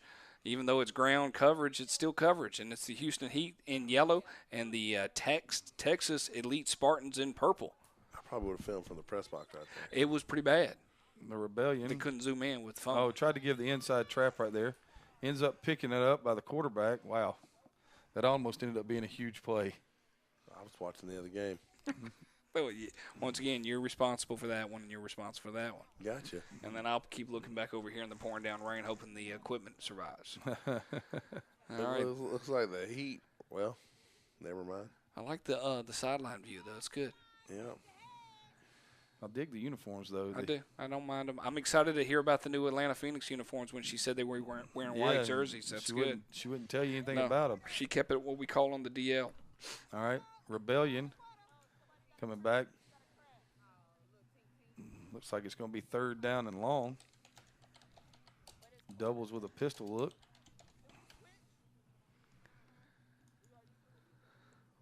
Snap. Drop. Scramble up in the pocket. And running. First down. Inside the 10. She's going to take it in for a touchdown. And here we go again. We're, the track meet is on. That's going to make it 21-13 surge over the Rebellion. Well, that's what had to happen for the Rebellion. They did. They had to have that right there. I mean, this is just step up in the pocket, avoid, break a tackle, stiff arm, run through a tackle, touchdown. That was a half-hearted tackle. Her heart was not all in it, is what you're saying? I would have hit her in the ankles. That's what I would have done.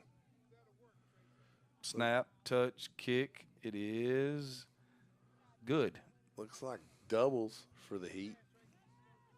Quarterback drops, throws across the middle. And I think that's going to fall incomplete. So to start the second quarter, the Rebellion have closed the gap to 21-14. Should be interesting to see if they've made any adjustments on defense. We've seen exactly 2 plays of the San Diego Surge offense, and both of them have resulted in touchdowns. So, you know, something's got to give somewhere. If you're going to get back in the game, it can't just be offensively. You got to make a stop on defense. Slot out to the left for the Heat. Quarterback in the gun, back offset to the left as well. Oh, and I'm not sure what happened right there, but Quarterback scrambled.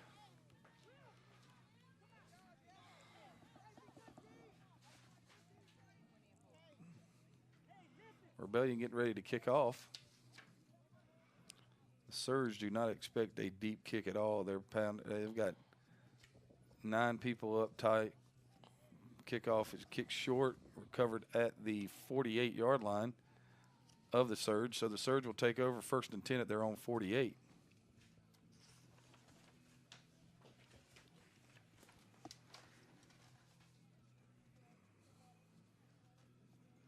Interesting that you would try the little pooch onside kick right there to try to get the football back.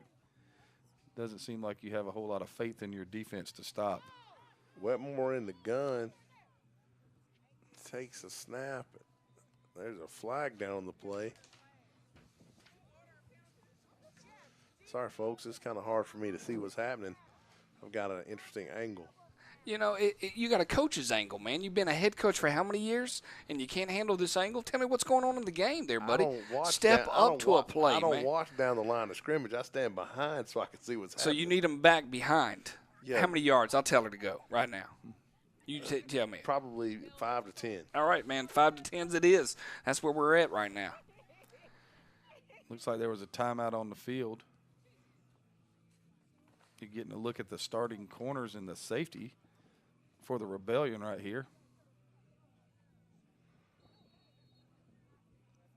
If I'm the Rebellion right here, I'm gonna crowd the line, and I'm gonna bring everybody at it. You know, they haven't had a chance to. We've seen them play 2 plays on defense, and they haven't stopped anything yet. So I would make sure I brought as many people as possible to see if that pressure would disrupt the offense. And as for the Denver Bandits and the Nebraska Nighthawks, that game is live on YouTube, but they have not clicked it on yet. We do have a link, and we'll bring it to you, but you can always search on YouTube. It's located on there. Nebraska Nighthawks and Denver Bandits. Don't know if they're able to actually get a stream up and going.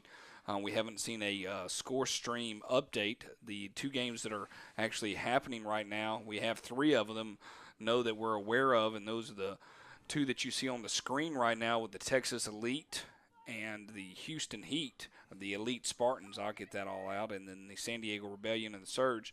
We're at halftime in the pouring down rain at the Birmingham Fire versus the Atlanta Phoenix. I'm Bo McMichael with Score Sports, bringing you Atlanta Phoenix Women's National Football Conference overall view. We'll figure out a name for it. Step up your game. I like that. Step your game up.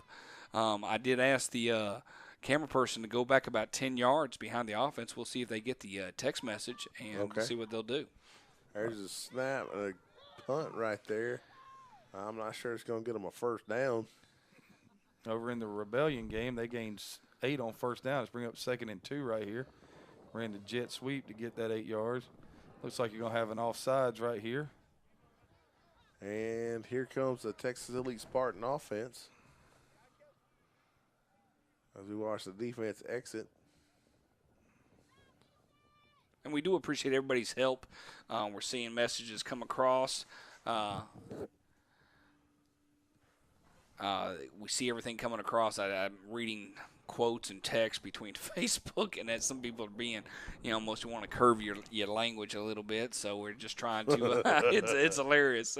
You thought the vulture was bad. The vulture's not even in that. See, so you had a 5-yard penalty right there against the Surge for a false start. Looked like a doubles look right there for Texas Elite Spartans, and I'm guessing it fell incomplete. I'm guessing that as well. once the Phoenix game comes back on, we will probably depart from the elite Surge Spartans. Back to, there's going to be a holding in there. It was going to be back to 3rd down and about 2, but now we're going to get a hold right here. And about the only thing that can stop the Surge offense is the Surge offense. And they've been pretty productive. That ball coming right at us here on this angle for the Heat.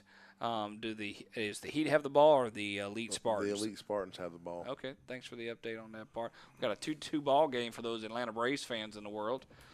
And the other game has not started yet. Am I correct in understanding that? Correct, yeah. All right, meaning the NCAA tournament, second game of the Final Four.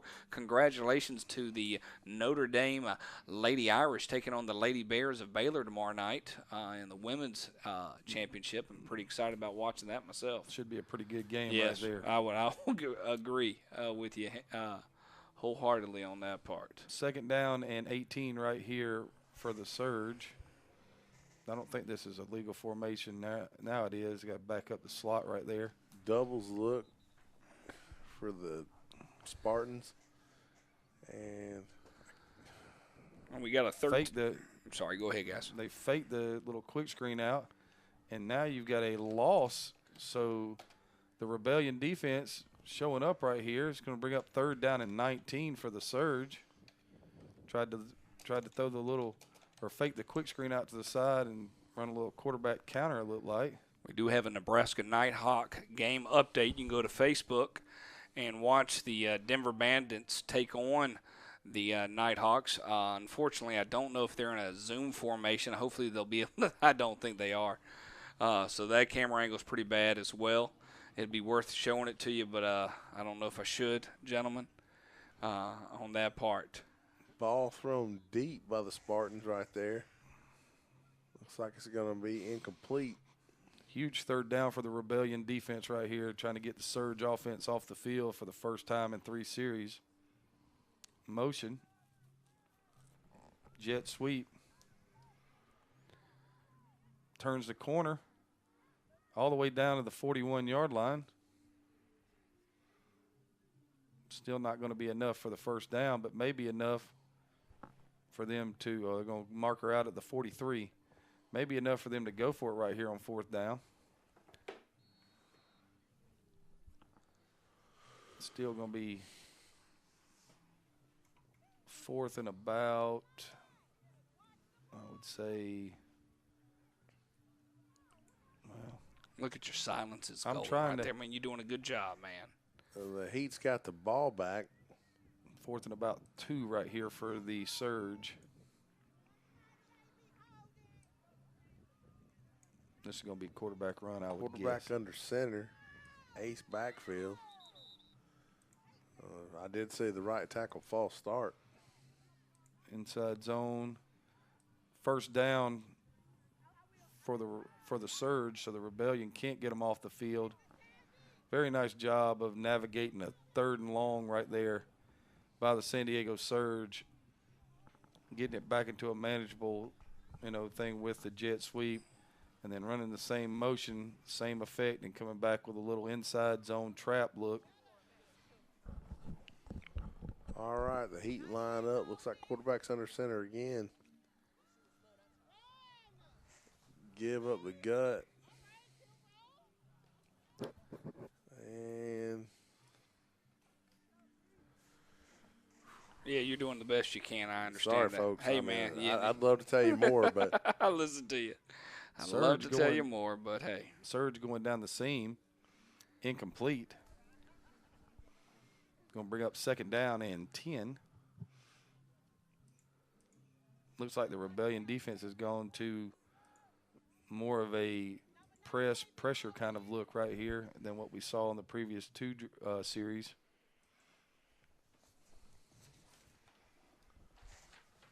So it's 2nd down and 10, ball at the 37-yard line. Got about 3 minutes remaining in halftime for the Birmingham Fire before we get that game started back here. how long was halftime? It seemed like it was forever, to be honest with you. I don't know what was going on. They might have waited for the rain to get out. They probably were looking at the radar a little bit. It's coming down fairly heavy. Motion from left to right. Going to be jet sweep again. They have run that play till the wheels fell off. Carried by number 10, C.J. Collier. down to the 32-yard line. Should bring up 3rd down and about 5 right here. Play made by number 44 for the Rebellion, Elliott Wynn. So now you got another shot right here, Coach, at getting off the field.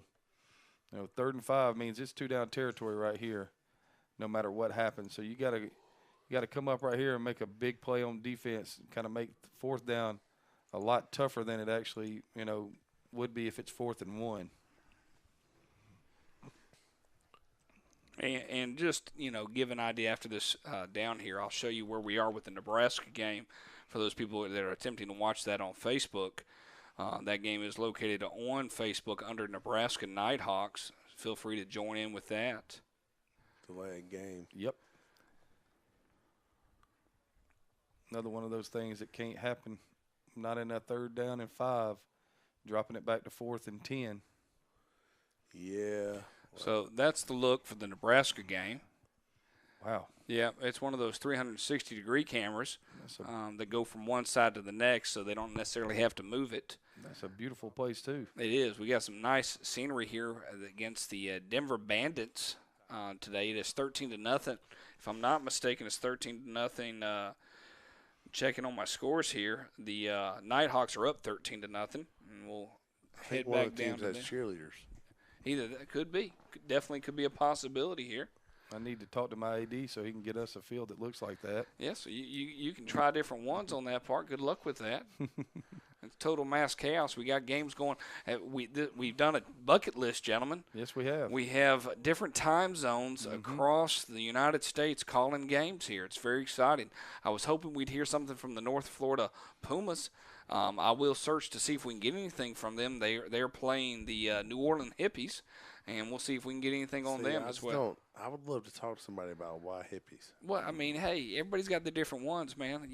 Why? What was the Stripers? Low snap almost gave the ball away. Well, they did because that was 4th down, so the Rebellion defense holds. That was 4th down and 1. 4th and 1, so the Rebellion defense gets off the field. Watch this. She loses the handle, almost gives it to somebody. In the handoff of the handoff. IAFL update: the Tigers won 14-6 over the Spartans. Seemed like it was a little closer game. That's the Tigers' MO, though. They play down to their. We do. It was over in Anderson Park in Atlanta, Georgia. We always keep up with the IAFL. I know we got a lot of viewers trying to figure out, is this the IAFL? No. Because we've been covering it for a little bit, and it's the Women's National Football Conference, 11-on-11 women football. Wonderful to bring it to you here. The Week 1 action. Pretty excited about bringing that to you. Getting ready to start off the Birmingham Fire and Atlanta Phoenix game. Oh. I'm guessing that they're fixing to call cut block. A give and a penalty. Yeah, it's going to be the way that was thrown. It was thrown so fast. It's either just a holding right off the snap or a chop block. It'd be interesting to see what this is.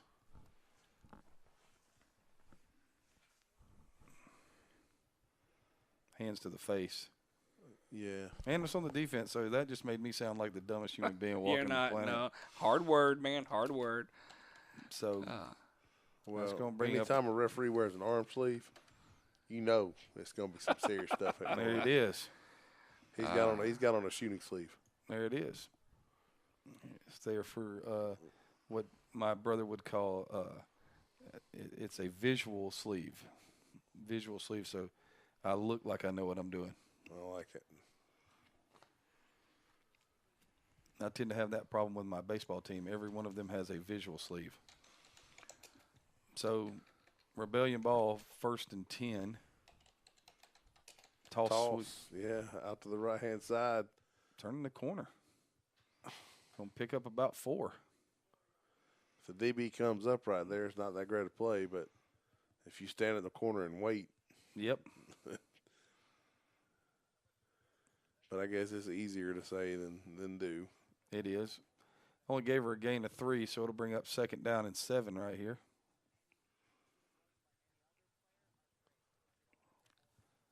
Looks like we're getting close to things starting back in Birmingham.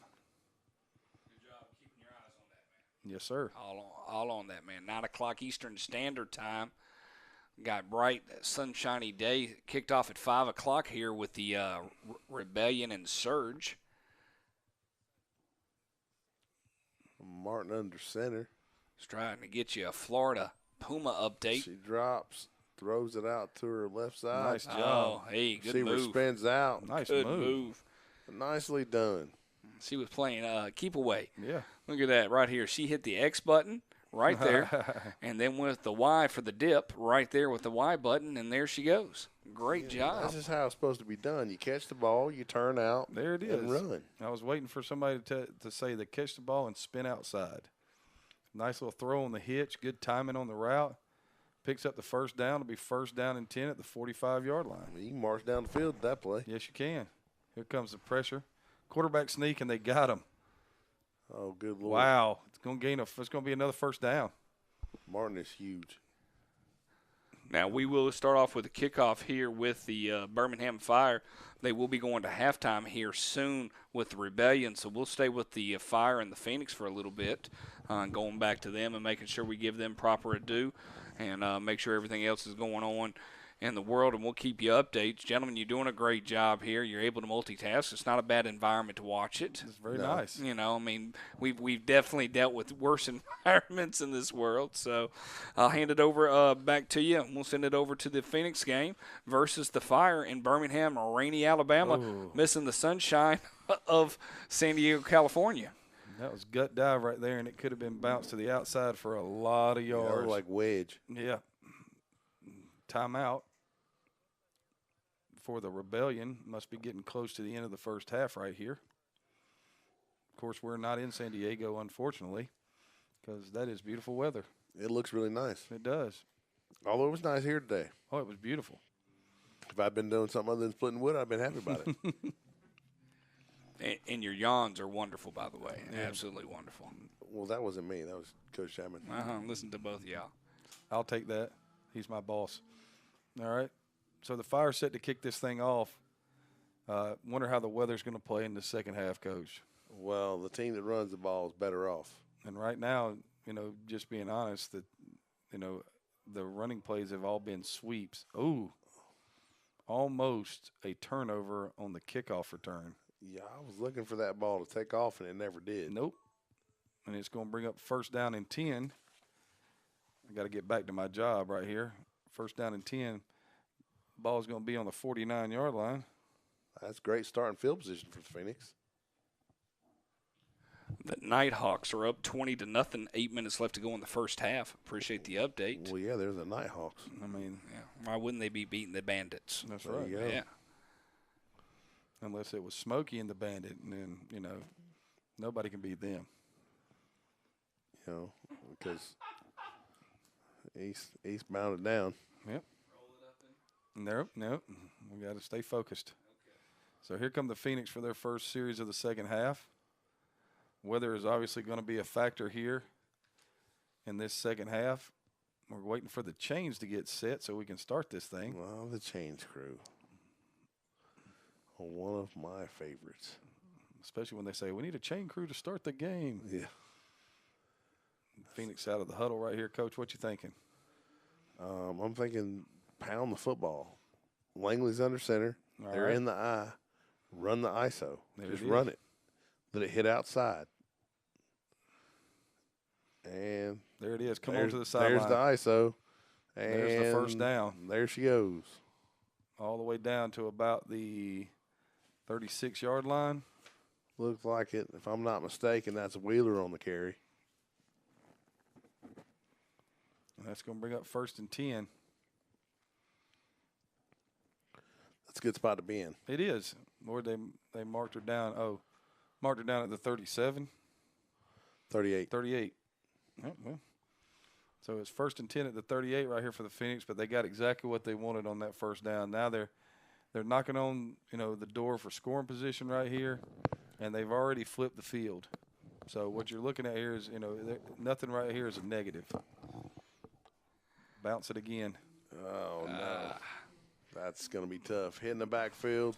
So, gentlemen, talk to me about, coming out of the second half. You went in, it was sprinkling a little bit, and now it's pouring down rain. You said run it. what are the Fire going to have to do? Were they successful in the first half throwing the ball? Were either team successful at throwing the ball? I thought, the Fire, they dropped a touchdown in the end zone. Right. They had the big play to start the first half on the go route. Okay. I think they're definitely the passing team here because, the thing is the Phoenix defense is so stout in the middle. Right. So, if you're looking at it right here, you're trying to do what the Phoenix did on first down. You're just trying to run the football. And they come back to the same play. And nice run. She managed to wiggle out of that. They going to call a horse collar that or no? They just grabbing the back of the jersey, pulling her down? Not Fuller, I tell you what, right now, number 53 for the Fire, Chardonnay Jenkins, she's a force right there. That's the second play I've watched her making just now. They've got so many people close to the line of scrimmage, Coach. We've talked about running the football, and that's a great plan. But, if you look at this, they've been almost in a six-man front right here.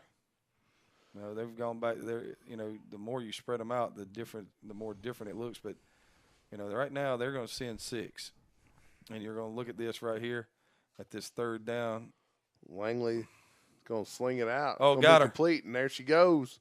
She's got a chance, and Score. Nobody's going to catch her. That's a touchdown right there for the Phoenix. And that ball caught by number 6, Brianna Mosley for the Phoenix. And that's the exact thing we talked about it in the first half, about doing things that you've been successful at, and they were successful throwing that little, combo with an outside seam or an outside fade and the inside speed out, and that was the same play they went to right there on that third down. And so we're going to be it's 12-0 now for the Phoenix early in the third quarter, and we're looking right here to see if we're going to add this PAT. Should be interesting. We had a bad snap in the first half on the PAT, and it wasn't raining. Now it's raining. Let's see what we get. Good snap, good hold. Kick is up. Kick is no good, wide right. The way this first half started, or the way this game started in the first half, 12 points will win this game. Yes.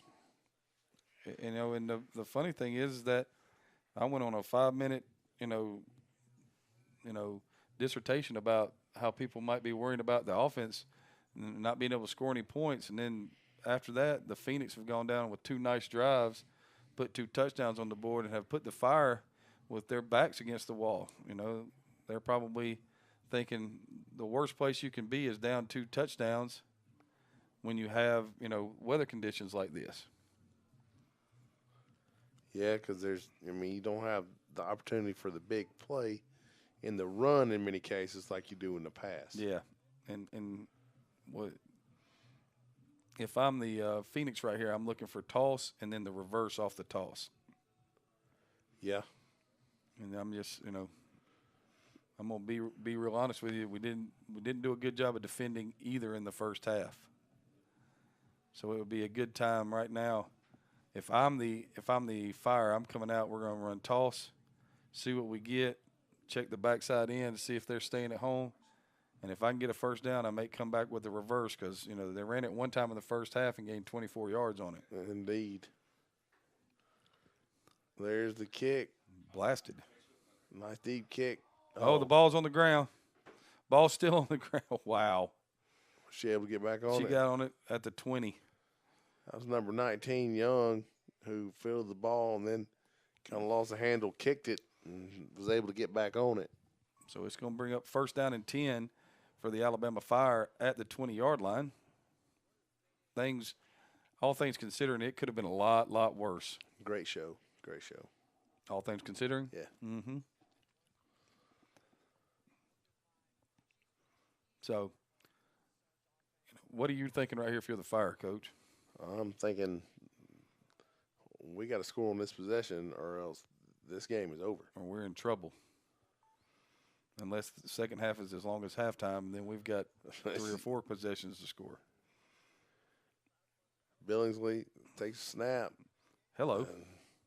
Met by pretty much everybody on the Phoenix defense. And they're signaling they have the ball. And did they give it to him? It appears they do.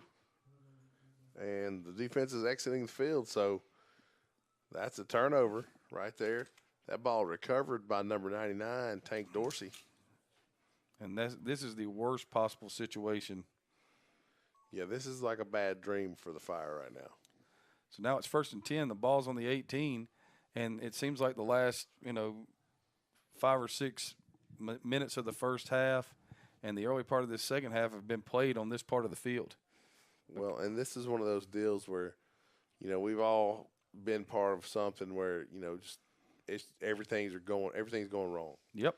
Yeah, we always call it, say the wheels came off. Mm-hmm.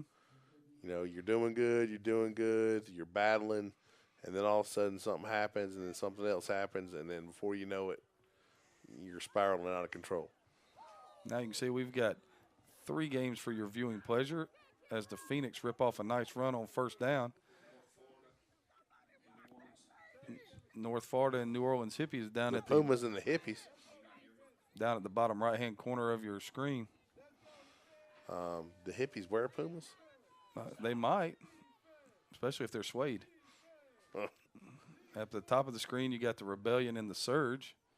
Seems like the Surge have just taken over, trailing by 7, while the Phoenix are inside the red zone. They're sitting there looking at 2nd down and 7.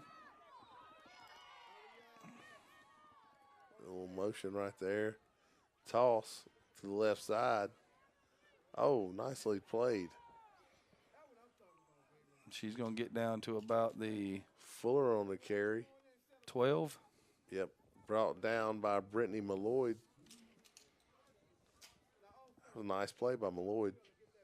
And that's going to bring up 3rd and 4 right there, Coach. Thought that was going to be a really big play, and she kind of shut it down.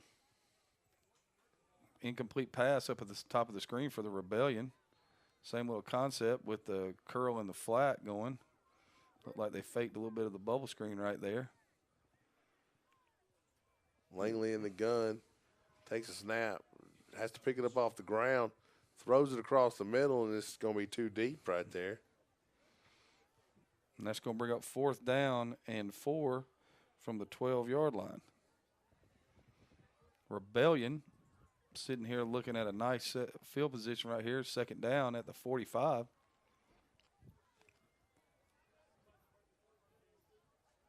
The Phoenix. It's a big play right here. Snap, inside give. Going to pick up about 2 right there. Is going to make it 3rd down and 8. While the Phoenix setting up his 4th down and 4 at the 12. In the I backfield, look for counter right here. Langley under center. And there's counter. There's 4 yards, and there's a 1st down at the 5-yard line. Ball carried by number 16. So that's going Brittany Smith. It's going to bring up 1st and goal at the 5-yard line. And just like I said, this game's fixing to be over. Coach Collins, the soothsayer. 3rd down right here for the Rebellion going up top. That pass is knocked down and almost picked off. Immediate pressure caused the quarterback to get the ball out of her hands before she wanted to. Same play for the 1st down is going to be the same play for the down to the 1. Held up right there at the 1-yard line. Nice, tough run. Uh-oh.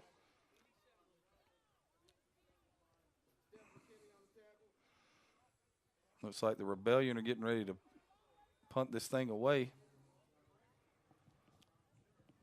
The Phoenix at the 1-yard line. 2nd and goal. If the Phoenix punch this thing in right here, it pretty much is. Yeah, that's game. all. That's all she wrote. Unless shenanigans happen.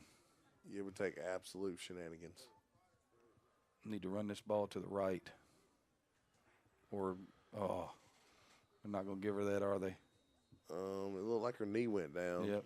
Well, there's a fumble on the punt. Rebellion has the football back. But it is NFL rules, so they gave her a touchdown. So that will be 18-0. The Rebellion right here on the punt. You'll see the punt returner go to make the play on the punt, and her foot slips. She falls down. And as she falls, ball bounces off of her. She can't get back on top of it. Ball recovered by the Rebellion right there, so that's going to set them up nicely. That's going to be first down and 10 at the 25-yard line. Trying to tie this thing up at 21. Looks like the Phoenix are going for 2.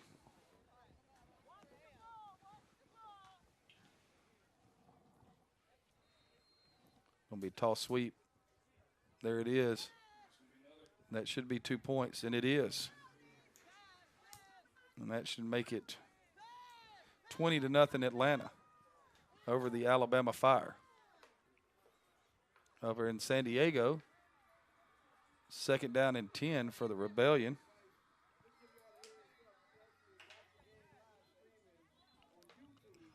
And as explosive as the Surge were for 3 offensive series, we haven't seen much of that lately.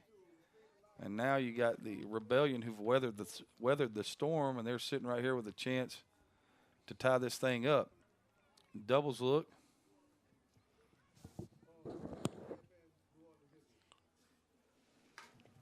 Snap. Quarterback sweep.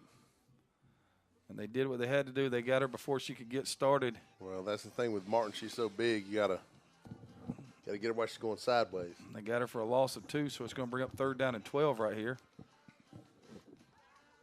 The Phoenix getting ready to kick off. Langley out there to kick. In a game that's over. And there's the kick. Fielded at about the 15-yard line. Oh, no. Young brings it back around the right side, and she's going to be met by a host of Phoenix. Tackled at the Phoenix. Tackled at the 31-yard line. Bring up first down and 10 at the 31. The only way that I could see clear for the Alabama Fire to have a chance right here is if it were 28-3. Okay. I get you. Wow. And once again, all my hopes and dreams have been dashed. What a horrible, horrible day. Yes. All right, looks like the Phoenix is going to play the edges here a little more. Kind of shrunk the linebackers inside. Doubles look. Billingsley waits on the snap. It's a high snap. She throws across the middle. Wow. Yeah. Are you allowed to face guard in the NFL? No, you cannot. Well, that's what that was. But you know what they didn't do? They did not throw the flag. And so there will be no penalty. And it will bring up second down and 10 from the 31-yard line. Well, because the Rebellion and the Surge have gone to half, with the Surge still leading 21-14. Great job by the Rebellion, though, to kind of stem that tide, because if they hadn't have scored that touchdown, they would have been there would have been a severe chance of them getting blown off the field. there's a snap. Billingsley is in trouble. Sacked. And she's going down. Who was there first? Is that number 32? I think you're correct, sir. That's number 32. Who's a great player. But not on my roster. All right, so they're going to mark that down at the 22-yard line. So it'll be third down and 20 at the 22. Looks like we got the Heat and the Elite Spartans up in the right-hand corner. I like what the Phoenix have done here with this defensive look. They've widened the flank. Billingsley slings it out to the left side. Incomplete. And that ball falls incomplete. Tried to throw the screen. Well, I think if you're the Fire, it doesn't really matter what you do. You're down by 20 points, and your offense is kind of stalled. No, it hasn't kind of stalled, Coach. It's just been squeezed.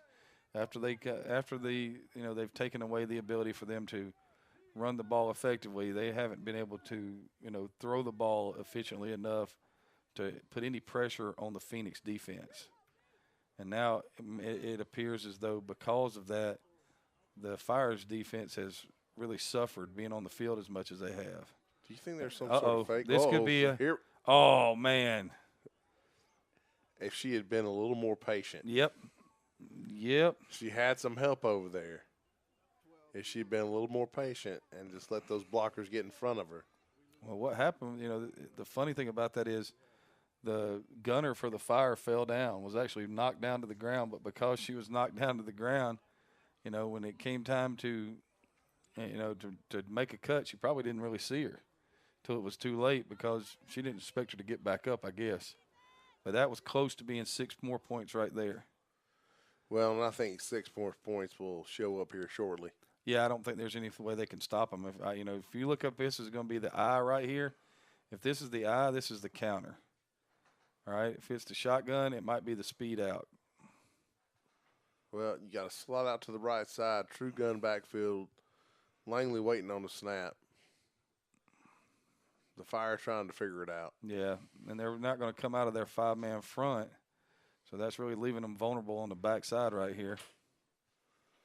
But I wouldn't come out of it either. I'd be expecting to run right here. And there's the snap. It's a low one. Langley pulls it down, decides to run. And she's got some space. And she's going to have a nice pickup on first down. Down to the 21. It's going to bring up to 2nd down and 3, and that's easy for me to say. All right, just got a report in. Right now, the Pumas are leading 12-0 over the New Orleans Hippies. Is that game in New Orleans, Coach?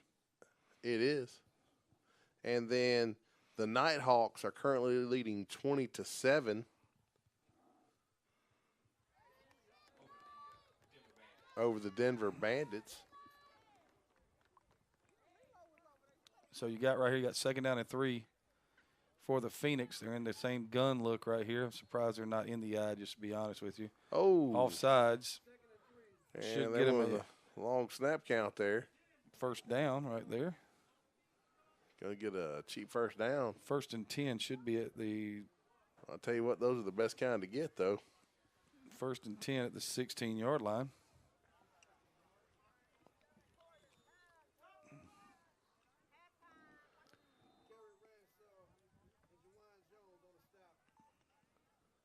And the Phoenix line back up, first down. Slide out to the left, gun backfield. Snap. There's a snap, give on the ISO. Nice bounce to the outside right here. Oh. Down to the 13-yard line. Gain of 3 right there. Nice carry by number 15, Brandy Pringle. Pringle gains up 3 and brings up 2nd down and 7. But right now the Phoenix has got, they're doing everything they want. They've put the game, really in the cooler right here, and now they're just running the clock. And I know it sounds funny to say that in the 3rd quarter, but, you can run the football and you can put this next touchdown on the board. This game's over, man. Yeah. I mean, it is. Because they're going to score, and then they're going to run the toss and get the extra point. Yeah, and it'll be 28-0. Yes. And the Fire should pack it up. There's a snap. Langley throws it out. Post. Oh, dropped. That was right there. Great call and a great throw. I couldn't tell where that ball hit. Did it hit her in the chest? It looked like it hit it right in the – I think that's number 6. I thought it came off a knee. Maybe it did. But it was right there. That's one of those balls that, that should be caught.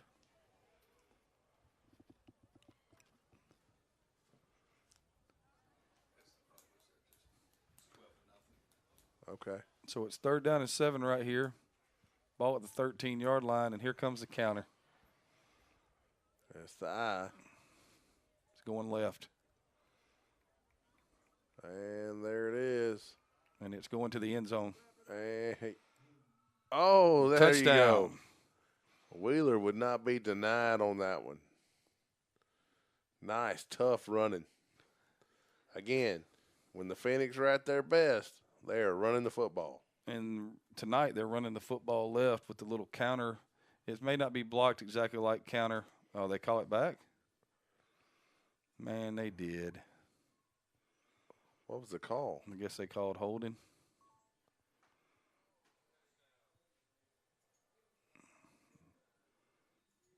Okay, then. All right. Trying to keep the game close. I understand. So that's going to bring up 3rd down and 16. And the ball is going to be at the 22-yard line. So now, be interested to see what they do. Might be time for the play fake off that little counter look. That'd be a good idea. Try to throw something. Looks like they might be going to call timeout right here. I'll tell you what, I think if you did anything, if you came back and you went if you just took your fullback and went one way, anything else going back the other way would be money. And they called a penalty on him, Coach. What was the penalty? Delay? Had to been. Well, geez, man. So now it's 3rd and 21. We're going backwards. Mm-hmm. Langley under center. Toss. Sends the fullback in motion. There's the toss. Got some good blocking. Nice running, too. And Wheeler's going to be really close. That's going to bring up 4th and short. Nah, 4th and 11, Coach. Okay. Again, this whole I can't see the other stick thing. Old double sticks. Double sticks gets me every time, homie. Old double sticks. And the ball is going to be at about the 16-yard line. You're going to get 4th down and about 11 at the 16-yard line. So now I wouldn't be surprised if they didn't throw that post again right here. That or the speed out. Well, if you're the Phoenix, you can do whatever you want. Yeah, you can. You don't have – there's no – No, you're in no way in any jeopardy of losing this game. Just don't do anything dumb. I mean, shy of giving them the football and letting them score. There's the toss. And trying to get outside. Whoa, wait a minute. Oh. That's down to the 4-yard line. And that was a face mask. They're not going to call it. But a face mask is actually, a lot of people don't know this, sticking your hand in any opening of the helmet is considered a face mask. It is. Let's see where they mark this ball. It could be a real interesting spot right here. Up top in the right-hand corner right there, you'll see the LA Bobcats. And where are the Majestics out of? Seattle. Seattle and Los Angeles. And this game is being played in Los Angeles, apparently. Quick throw right there by the referee. Ball was thrown across the field, and it didn't take him very long to pull his flag. No, it did not. I tell you what, that would be fun to spoof, just like commentate referees. Mm-hmm. That would be hilarious. So it sounds like a Saturday Night Live skit. So it looks like they're going to turn the ball over on downs here in the Phoenix game. It's going to bring up 1st and 10 from the 6 for the Alabama Fire. Well, the Fire will get to hold the ball for 3 plays and then punt it. If they don't give it right back. Billingsley, and this is one of those deals when the wheels are coming off, it is hard to rally the troops. They've gone to 2 tight ends. Here comes the delay. And there's the leg. Oh, illegal substitution. And that's going to take them a little bit closer. To the 3. So now your quarterback is 4 yards deep in the end zone when they take the snap. Yeah, and I can't remember any times I've actually put 1st and 13 from the 3 on there. No, that's not a real common one. So, I mean, this is about the worst that you can have for the Fire right here. Oh, yeah. But, you know, it's been fun tonight so far bringing you this Women's National Football Conference game. Of course, the Women's National Football Conference sponsored by Adidas and Rydell. I don't know why I keep wanting to say riddle. It's not like I've never seen that word before. And there's a snap. Billingsley gives. Oh, and they're going to be lucky to get out of the end zone. Might not get out of the end zone. And I think she went back in under her own power. Under her own power. You can't mark it down. No. Oh, she turned and ran the other direction. That's a safety, man. That's going to bring up 2nd down and 16 from the 1. And there's another Alabama Fire player down. And that was the most sympathetic referee in the history of the world because that was a safety. Indeed, it was. Now at the top of the screen, top right-hand corner of your screen, we're back in San Diego with the Rebellion and the Surge in a 21-14 game for the Surge. You got the Majestics and the Bobcat at the lower right-hand portion of your screen. And we've got wall-to-wall football here. So it should be interesting to see. So I'm taking it the Majestics are in the white, Coach? Yes. So the Majestics will be punting right here? That's correct, sir. Bobcats are going to get great field position down here. And, of course, I expect everybody from the Majestics to be really fast. Holy smokes, we got an end zone view. Wow, that threw me for a loop there. Camera change. Yeah, and it was like right before the snap. So for a second there, thought we were going into orbit. It's like that ride at Epcot. Yeah. You know what I'm talking about? So the Rebellion will kick off to the Surge. See what adjustments the Surge made after being explosive on offense in their first 3 series. Nothing much to write home about after that. Ball picked up at the 10, returned to the hello. Might be 28 to 14. No, nice play. Oh, great job by the kicker right there. Kicker runs out of bounds at the 35-yard line. It appears that the – oh, here's a big return down here at the bottom. Oh, and shoved out of bounds right there. The Bobcats, I thought, might get in. I think the Phoenix have gone to the 4th quarter right here, Coach. So the Phoenix are 15 minutes away from notching victory number 1 here in the early season. It's already notched. It's too late. It's already notched. It's too late, Coach? Yeah. Next snap, it's going to be 22-0 because it's going to be a safety. Yes, it should be 22-0 already. Actually, it should be 28-0, but hey. All right. So the Surge right here coming out. I'm going to have 1st down and 10 at the 35 after a monstrous kickoff return. Got an update right here on the Pumas game. The Pumas up 19-0 with 1:32 left in the first half. The Surge going to Surge to the end zone. Oh. Inside zone off the jet fake. And touchdown. That's Gutierrez. Nice. Nobody was going to catch her. And that will make it 27-14. First play of the second half, you had the long kickoff return for the Surge. And then they ran so much jet sweep in the first half that when they saw that motion, had to be thinking, then this came with straight inside zone off the jet, split the defense, and then, you know, really the best way they could start the second half, but kind of the way they started the first half, Coach, running untouched into the end zone. Indeed. Gutierrez had a touchdown the first half as well. So the Phoenix right here looking to put some more points on the board with their defense. I can't believe where they spotted this ball at. Where did they spotted it at the 1? Yeah, that's a horrible spot. Oh, my Lord. Well, the Alabama Fire need to send that referee a Christmas card. Yep. It should be 2nd down and 16 on the 1-yard line right here. I don't know what the holdup is. The extra point is away, and it is good for the San Diego Surge, pushing that score to 28-14. Rebellion to receive the kickoff. I'm not sure what the White Hats.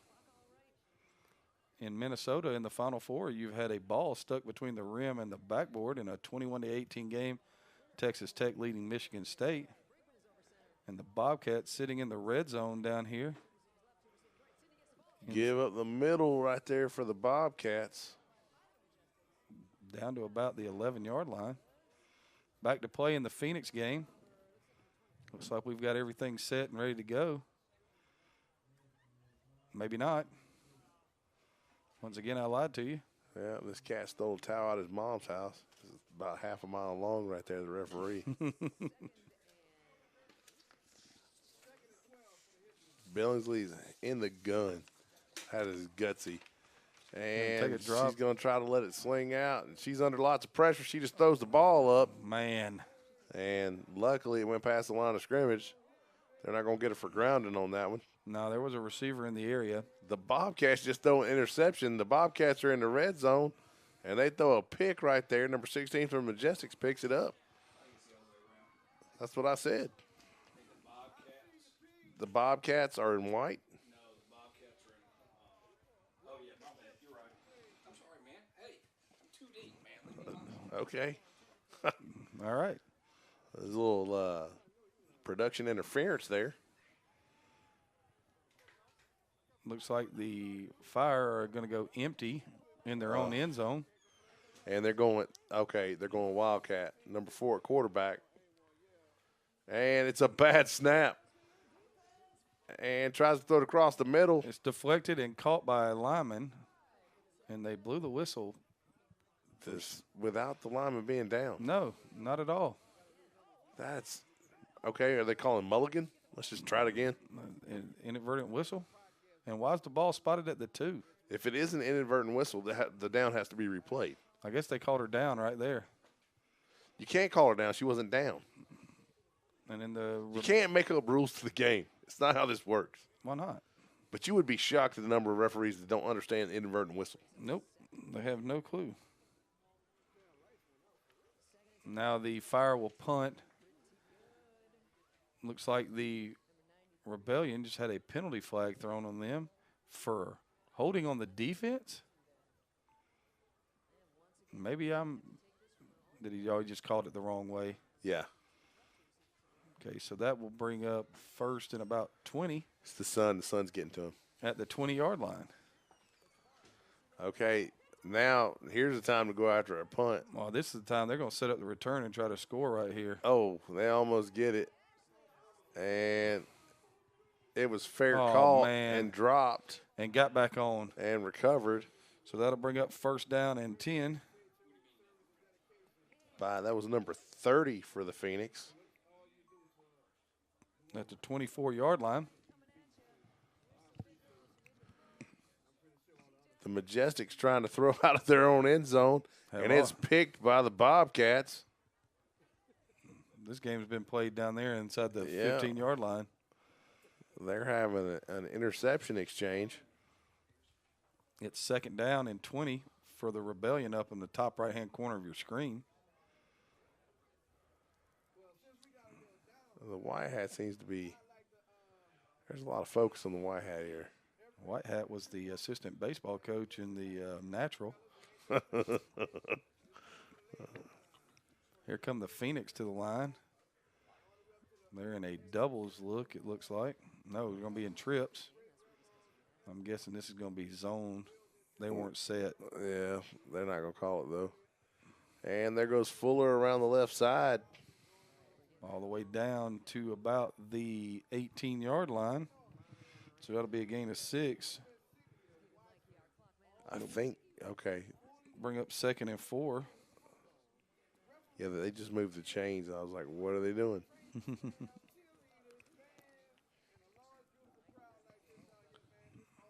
The Rebellion are really behind the sticks right here. It's been a rough opening drive for them to start the third quarter. Phoenix trying to salt this thing away. Yeah, it's done, man. You got to open the wound and pour some salt in it. Yeah, well, that's what they're doing. All right, it looks like the Bobcats just fumbled and the Majestics recovered. And it is a battle of turnovers. The turnover bowl down there. And a nice tough run by Fuller going to get a first down. Yeah, it's going to be first and goal at about the 8-yard line.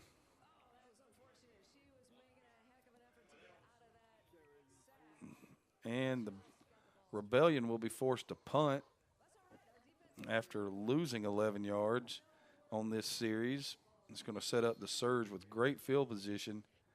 And with an offense explosive as the Surge, you don't want to give them good field position, which they've had to start the half with a great, kickoff return. So now you're going to get this. You got a tight punt look with one person split wide to the right. Looks like a fake. It is a fake. And there goes Martin. And it's going to be short of the first down. Well, I'm with them. You got to do something. In the Phoenix game, we have a quarterback sneak down to about the 4-yard line. Not to be confused with a sneaky quarterback. Mm-hmm. But again, the Phoenix, I mean, they're just putting the nails in the coffin right here. Mm-hmm. The Majestics and Bobcats game is interesting because just since we've been watching, I've seen 3 turnovers. It has been an affair of turnovers. I'd have it. No, I don't. You take it. No, you have it back.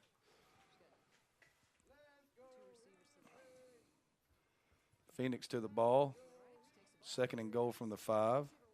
They've changed quarterbacks, Coach, gone to number 8 in at quarterback for the Phoenix. Well, that's always a good thing. You want to give as many people reps as you can. There's a snap, and there's a flag and a whistle, apparently. They're going to call a false start on the Phoenix. So that'll bring up 2nd and goal from the 10. We're going to have a holding penalty up here against the Surge on the jet sweep. It's going to bring up 1st down and 20. I don't think it's going to matter. Ball's at the 41-yard line. It's been interesting to see. So you got the Phoenix down here, and they're basically salting this win away to go to 1-0 on the season, Coach. They're getting a lot of people reps down here. It'd be real easy to, keep your starters in the game and score this touchdown, but it looks like they're going to try to give some more people, as you said, reps. And then you got the Rebellion and the Surge up top right here. And it looks like they're going to score anyway. Quarterback run right there. Oh.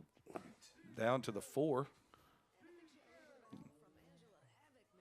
That was a tough run. I thought, okay, she's fixing to get in, and somebody just said, nope. Yep. Not today. 3rd and goal at the 4. Bring 2nd down and 20 for the Surge after the incomplete pass right there.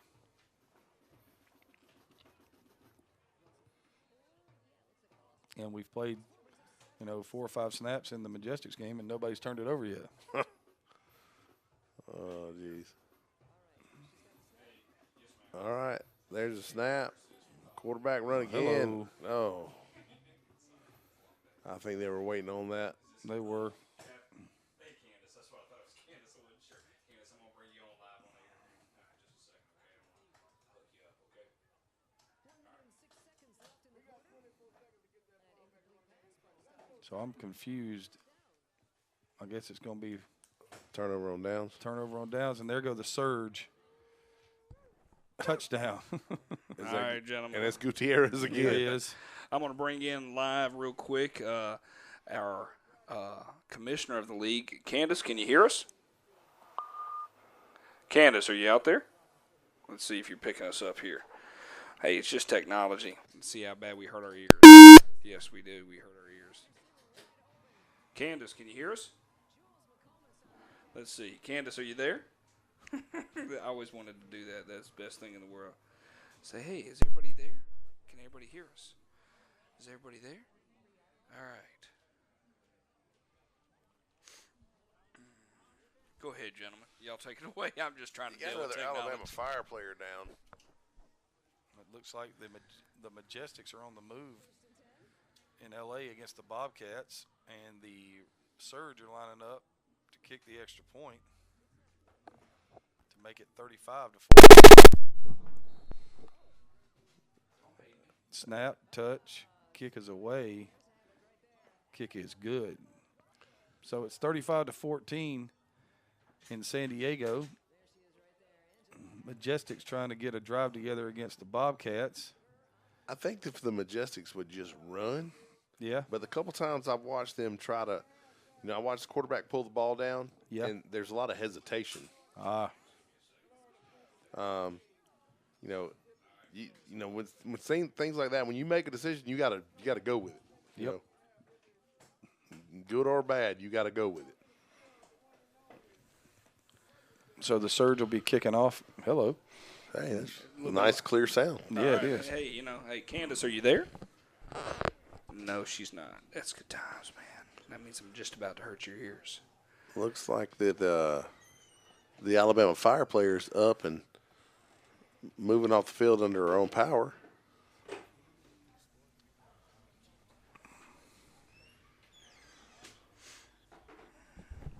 It's nice when everything works one time. That's it. It's a nice commercial they got going on. I like the Adidas commercial. Yeah, a little good Adidas commercial. Looks like the Surge are getting ready to kick off.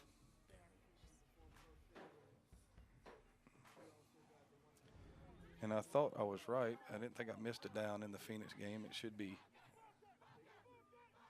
4th down for the Phoenix right here and goal. And it should be at the 6-yard line.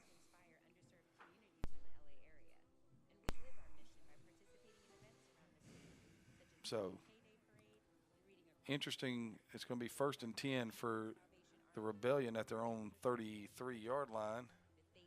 And you got the Phoenix sitting down here at 4th and goal.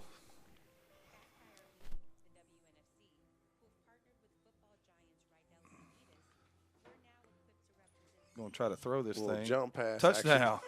Deflected and then caught. And that's just the kind of night it's been. And they can get a little touchdown dance right there. Yeah, that's just the Alabama Fire player deflected the ball and it was still caught. And had it not been deflected, I don't know that it would have been completed. Wow, nice throw.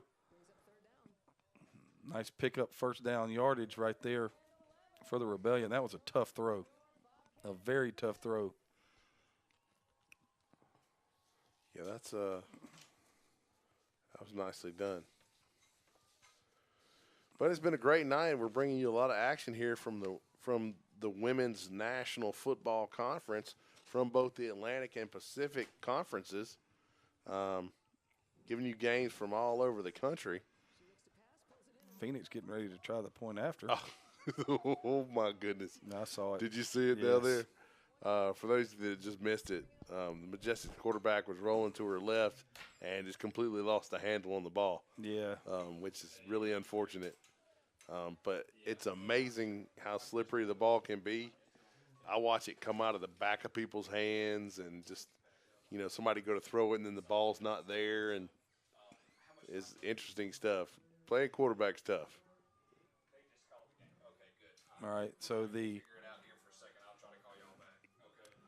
Phoenix were successful in their point after attempt and made it 27-0. The game has officially been called, so that'll put the Phoenix at 1-0 on the year. Yeah, there were a lot of players from the Fire that seemed to be dinged up. Yeah. And so it's probably best. This game was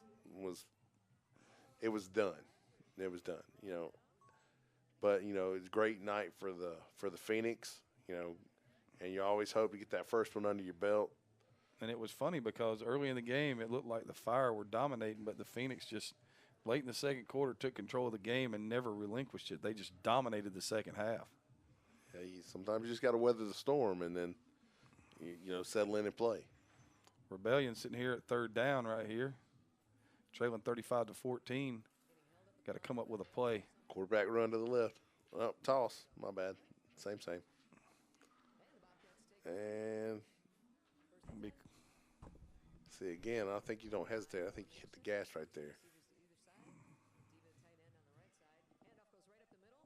It's going to be 4th down, they're saying.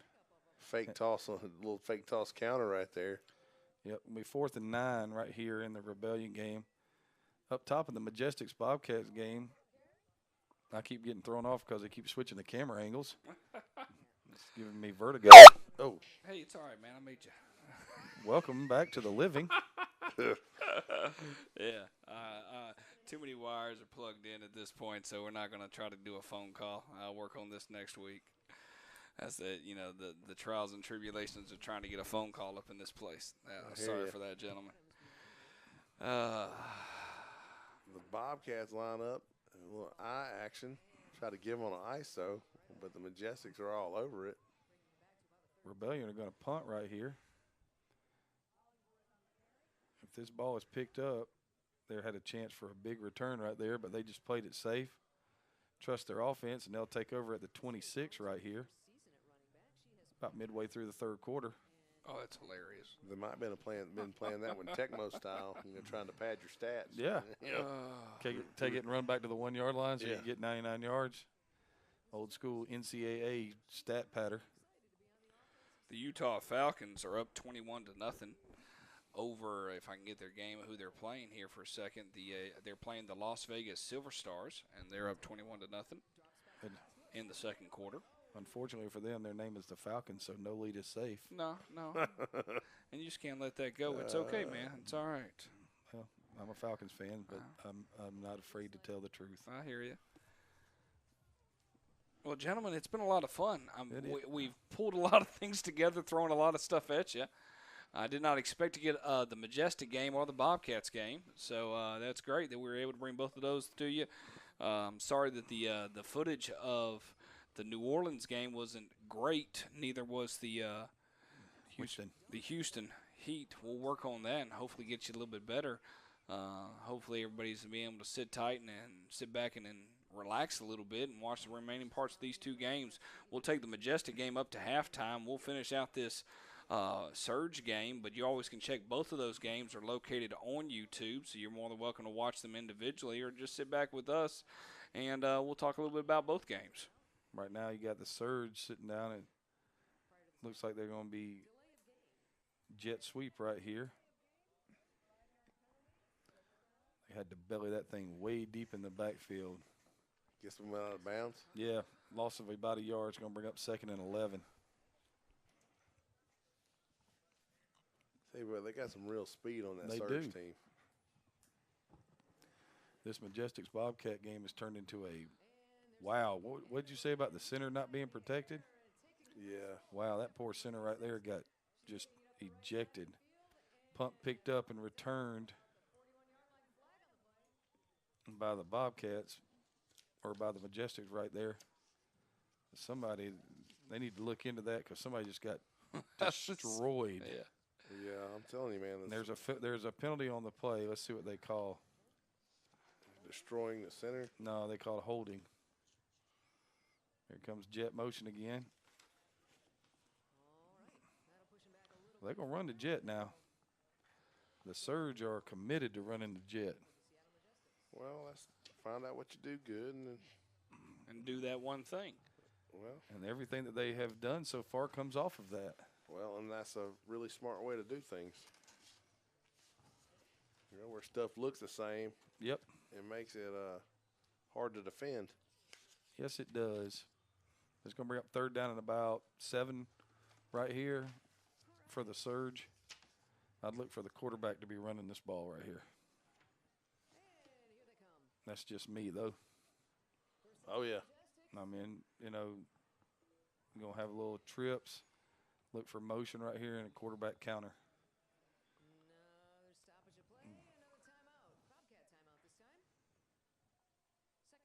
Looks like they're milking the clock. It was an offensive lineman. How did we come up with that analogy, by the way, just to get some humorous across? Milking the clock. What do you think came across Why do we with say it? Yes, why do you think we got the word milking the clock? I'm guessing the clock. because you milk a cow until a cow is out of milk, so you're going to milk the clock until it's out of time. Okay. There's a lot of phrases have to do with the clock.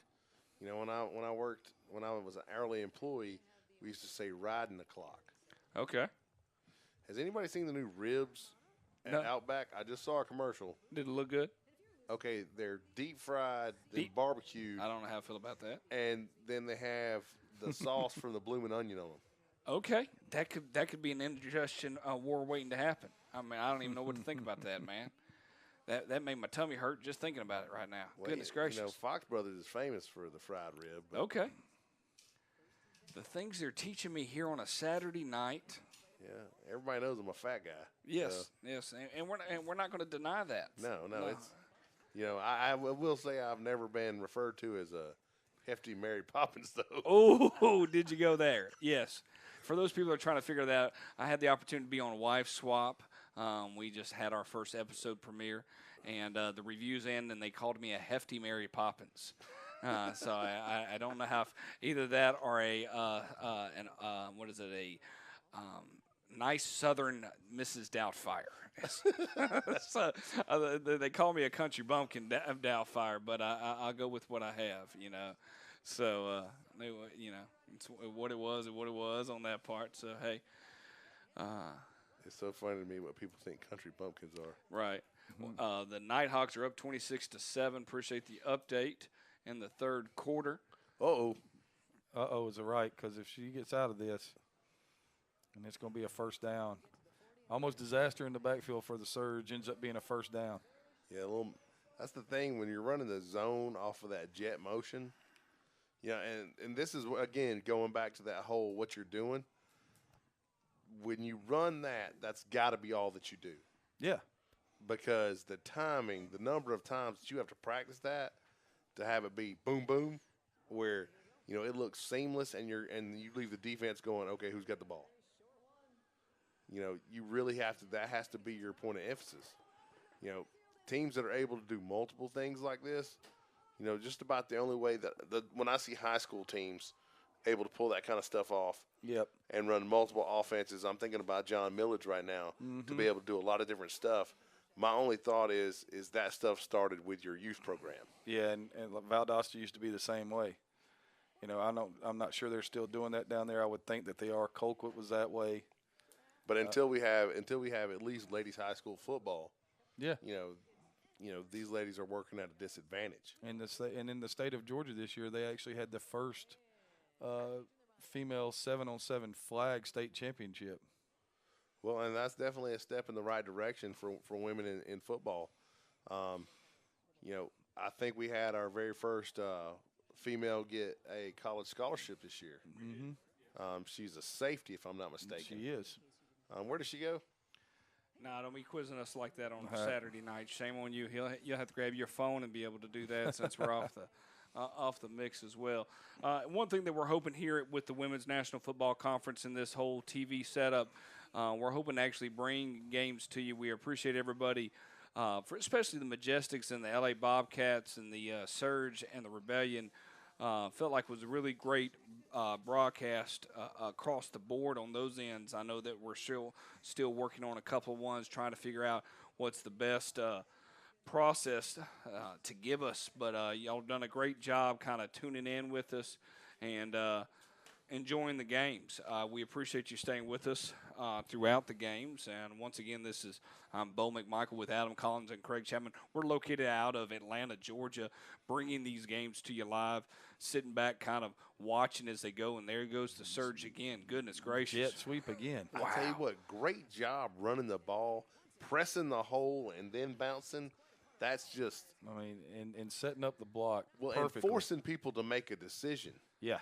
You know, and you know, the job tonight by number 10 and number 27 – I'm looking for 10's name real quick. For the Surge. No, you got Rebellion on there. That's Stacy Gregorio. Between her and Adriana Gutierrez, I tell you what, the job they've done running the ball tonight. Yeah, and the plan, because we talk about all the time, if you can do things that look the same, and you mentioned it a while ago, but what they do on offense fits. It doesn't look like they've tried to take 10 or 15 offenses and put them together. Right now, everything is jet motion. Here comes the inside zone, or a little counter action off of it. And there it goes, just rumbling. I mean, they've got them. They don't know what's going to happen right now. The Rebellion are on their heels because you get jet motion, then you get jet motion, then you get jet motion, and off the jet motion you got quarterback counter, you got inside zone, you got counter for the running back. I mean, everything looks the same. It's very interesting. The first half of the Atlanta Phoenix at Alabama Fire game, it was 6-0 going into halftime. Final score ended up 27-0. Yes, sir. All right. And then with the San Diego and the Surge, or the Surge and the Rebellion, very explosive offenses on both parts. And it looks like the Surge has taken really kind of the, I want to say, add one on them and been able to take their advantage there.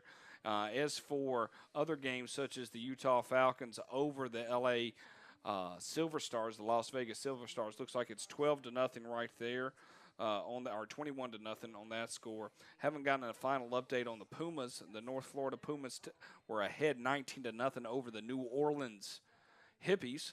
And the last one that we had heard with the Nighthawks, they were in a comfortable lead, 20-7 over the Denver Bandits. The only last update we have not been able to give you anything on, because it was a ground level camera, was the Heat. Yeah, well, the Denver Heat and the Spartans. Yeah, the Elite Spartans. So we haven't been able to give an update on that one, but we appreciate everybody tuning in. We've had good viewership, good numbers sitting out there. As I look over there, I see 58 people watching now. That makes me giggle. So I like that on that end. But we will be bringing you some form of women's football next week. The couple of kind of interesting matchups based on what we saw this week already. Week 2, it's a small game of affair. There's only a total of 6 games playing. The Alabama Fire are taking on the New Orleans Hippies. The Atlanta Phoenix are heading down to North Florida. The Utah Falcons are taking on the Lady Bandits. The Silver Stars are taking on the Majestics. The Bobcats are taking on the Rebellion. And the Hawks, the Nighthawks, are taking on the Elite Spartans. The one I'm more intrigued about out of all those matchups is probably, my guess, is the Bobcats and the Rebellion, because I feel like both of them got good broadcast capabilities. So I feel like we're going to see a good game to be able to do that. So that's pretty exciting. We haven't seen much. I don't know necessarily who's broadcasting the Majestics or the Bobcats. I think we've come to the conclusion that it is the LA Bobcats broadcasting the game at this point. But definitely want to see everybody kind of tune in, see what's out there. Hopefully you get a chance to watch a little bit of games this next week on that. The end of the game, start of the fourth quarter, 35-14 on that part. We'll hang with you just a little bit longer here before we kind of dispatch, and wish everybody a wonderful rest of the weekend over here in the Eastern time zone. We're ending up our spring break, so we'll take away and kind of step away a little bit. But congratulations to Women's National Football Conference. We'll work on our phone conversations so I don't kill everybody's ears. We were able to get our general manager and owner of the Phoenix, April Chrysler, on the phone, and then everything else decided to go haywire. So I don't necessarily know what caused it, so I'll look into it and figure that part out. You know, I'm just sitting here thinking, I'm thinking about the Surge's offense and the whole Mazzoni style. That's how I think of that, the end zone offense. Yeah. And how similar that is to being a spread version of the wing T. Yep. And I was thinking, if you were to take a group of talented ladies like we're watching right here and to run the wing, I wonder if you could pull it off or if you would not have enough practice time. Yeah, the wing is, coming from a guy that ran the spread and then came into an offense that was a wing offense, the differences seemed like a lot until you actually got into it. Here comes quarterback counter. Good call. Here comes quarterback touchdown. Yep, great blocking. They got everything they do is just based off that motion. And they are just killing them. Yeah, I mean, it's just, they've gotten to the point now where the Rebellion doesn't know what's going to happen. I mean, well, you've been hurt by pretty much everything. Yeah. So, I mean, what do you sit on? What do you stop? What do you take away? And right now you don't have anything to take away. That's one of the things we do as football coaches is when we sit down and we look at a team, we go, okay, what are the 5 things they do best? How many of those can we take away? And how do you take them away? Yeah, and obviously, how do you take them away? Is it sitting on a player? Is it sitting on, is it not letting them have something by alignment? What is it you're trying to take away? Picked off down in the turnover bowl. That's all. They seem to be going back and forth a little bit on that But, end. again, early in the season is where you're going to see a lot of that. Just because everybody is nervous. People aren't used to doing it as much. You end up with a lot of penalties. Well, watch this replay right here and tell me what you see. Pressure right in the face of the quarterback. Well, and that is the world's best pass defense. It is. And if you watched it, when the Majestics are on defense, the Bobcats, when they drop back, they don't have any time to throw the ball either. So right now you're in a defensive struggle. And the winner of this game is going to be the team that capitalizes on the mistake. And I mean, and I say that in the, not to be too cliche. Cliched, but somebody's going to do something. Cliche. Well, it's 0-0. I mean, we saw the same thing with the Fire and the Phoenix. I mean, it's that first week trying to figure out where they are. Because there's 2 conferences, all these teams play each other twice. Oh, really? Yeah, So, I mean, for example, sometimes back-to-back twice. Okay. So it's going to be very interesting to see how they handle each other, and they're going to get enough. They're going to get enough looks at each other. I mean, to the point that you get the opportunity when you look at the Atlanta Phoenix schedule itself. And because we are an Atlanta Phoenix focused team, in that sense, right here and there, you look at it, and they play the Pumas. Then they come back and play the Pumas at home. Okay. Then they go play the Fire at home. And then they go play the Elite Spartans. And then they come back and play the Houston Heat. Well, so those are those matchups right there. Well, I'm going to give a public service announcement to the league. Whoever is playing the San Diego Surge, let's look at that. They better get some speed. They better get some speed training in that week. Cause I'm telling you, they hit the corner and they're gone. They're busting their head. Well, and the running it the right way. You're not just running to the edge. You know what I'm saying? Like you're pressing it and then bouncing. Right.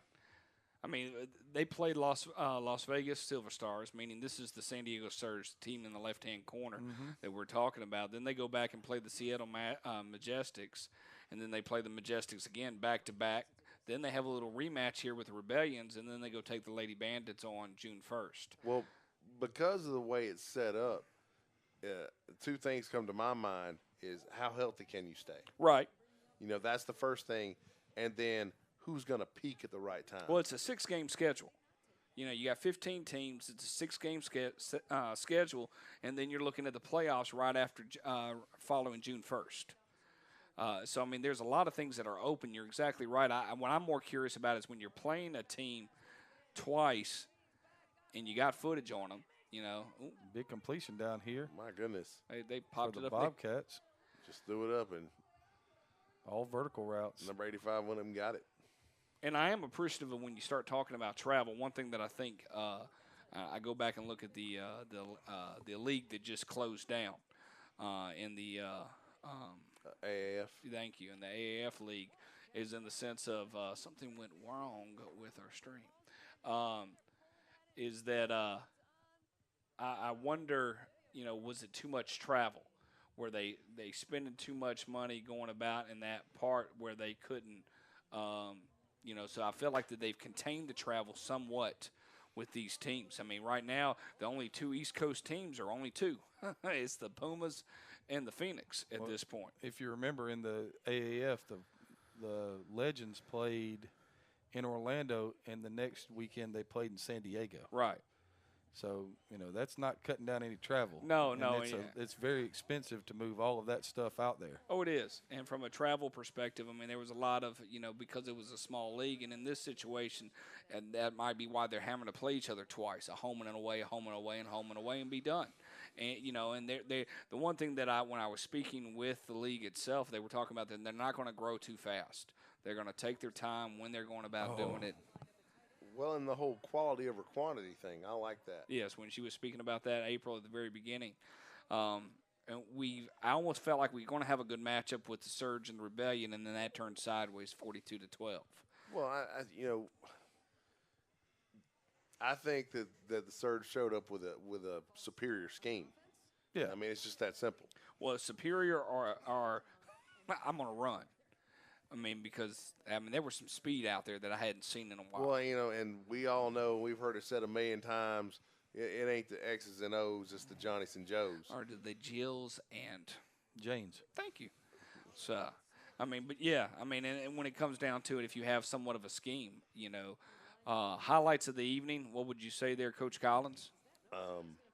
From the Phoenix game? Yeah, let's talk about a little bit of Phoenix, and we'll go through. We didn't have much of an opportunity to talk about anybody else. Oh, got a first touchdown up here. I would say getting in that first time for the Phoenix was probably really big. Kind of opened the floodgates. I always love to watch the Phoenix defense just because they're so suffocating. Right. And I enjoy that. Like, I appreciate that. Whereas, most of America, unfortunately, wants to watch people score. Like, I enjoy watching defensive football, and that's just me. Right. No, I understand that. I like that. Especially, people commenting on this past Super Bowl with that same concept.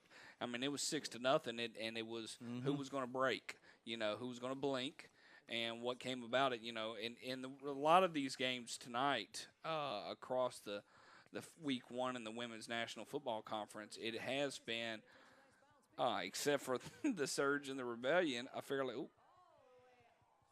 That's what you needed. They got the big play. Now they got a punt return. They're down inside the 20. So you got your best chance to score right here if you're the Majestic. So other than watching defense, Coach Collins, anything else that come to your mind? The surge and just the skill of the running backs. Okay. And and as a current fat guy, former offensive lineman, right, the job that was done up front, and not just by the offensive linemen, but I'm watching their receivers. Everybody's blocking downfield, and the difference between, for the offensive line, I used to always say this: the difference between a 5-yard gain and a touchdown is backside blocking. And those people on the backside hustling and getting downfield and finding a safety. Right. Just really good football. I'd agree. Craig, your last thoughts before we kind of close out here on the evening at hand? I'm going to go off of what Adam said in regards to the Phoenix. I thought it was really interesting watching the Alabama Fire try to play away from the Phoenix strengths because of Carla Odom sitting in the middle, and she can really dominate a game. So they were very outside-based early in the game, and when the Phoenix took away their ability to get outside, it kind of, ended up there. They never made an adjustment to go and do anything else. Right. But as far as watching it overall, going back to the Surge, just watching the way that they execute, their execution, Coach Collins said something about scheme, and we made the X's and O's thing, but if you put a superior scheme with the Jills and the Janes, then you've got a recipe for success. And right now it's showing up because they're doing anything they want to in this game offensively. Well, what will be very interesting is we had a chance to watch week one. I'm not going to ask you to give a prognostication of who's going to be in the Denver championship game, the number 9 Cup. I don't know if I even said that particularly right on my brain. I apologize to be able to do that. But it'll be interesting to see the results of week one. And I'm always about what happens week two. Mm-hmm. Some teams have the week 2 off. Some teams don't because you have an odd number team. And that's the first touchdown there by the Seattle Majestics. They got on the board week 1 of the Women's National Football Conference. I wanted to make sure we hung in there enough to see their touchdown come across the screen. We have posted them. If you don't know where to go and you're on the Women's National Football Conference site, go over to Score Sports. We've listed under the comments sections of all the links where you can go to watch these games. Some of them good, some of them bad in the sense of actually being able to see coverage. But you can go in there, click on, and watch it. It's been a lot of fun out here today. We're glad that we were able to spend about 3 hours with you. The only thing we can think is that we're probably going to spend more with you as time goes on. It'll get a little crazier, but we're glad we were able to bring a multitude of games and our thought process through it. We've had a chance over the past years to work with women's football, and it's been a lot of fun. We had a chance to call last year's championship in the WFA, the different division championships, so it's been great bringing at least week 1 of the WNFC to you all. Congratulations to the Phoenix. It looks like congratulations to the Surge. And there they go running again down the field to do that. Gentlemen, I hate that you have to go back to school on Monday being teachers that you are. But, hey, football's right around the corner for the men in the spring football world. We're about to start some high school football here in the state of Georgia. So sit back and enjoy. Flip those channels. Be safe out there. Enjoy yourself. We'll see you next Saturday. Once again, I'm Bo McMichael with Score 58 Network, bringing you football from the Women's National Football Conference. Take care. Be safe.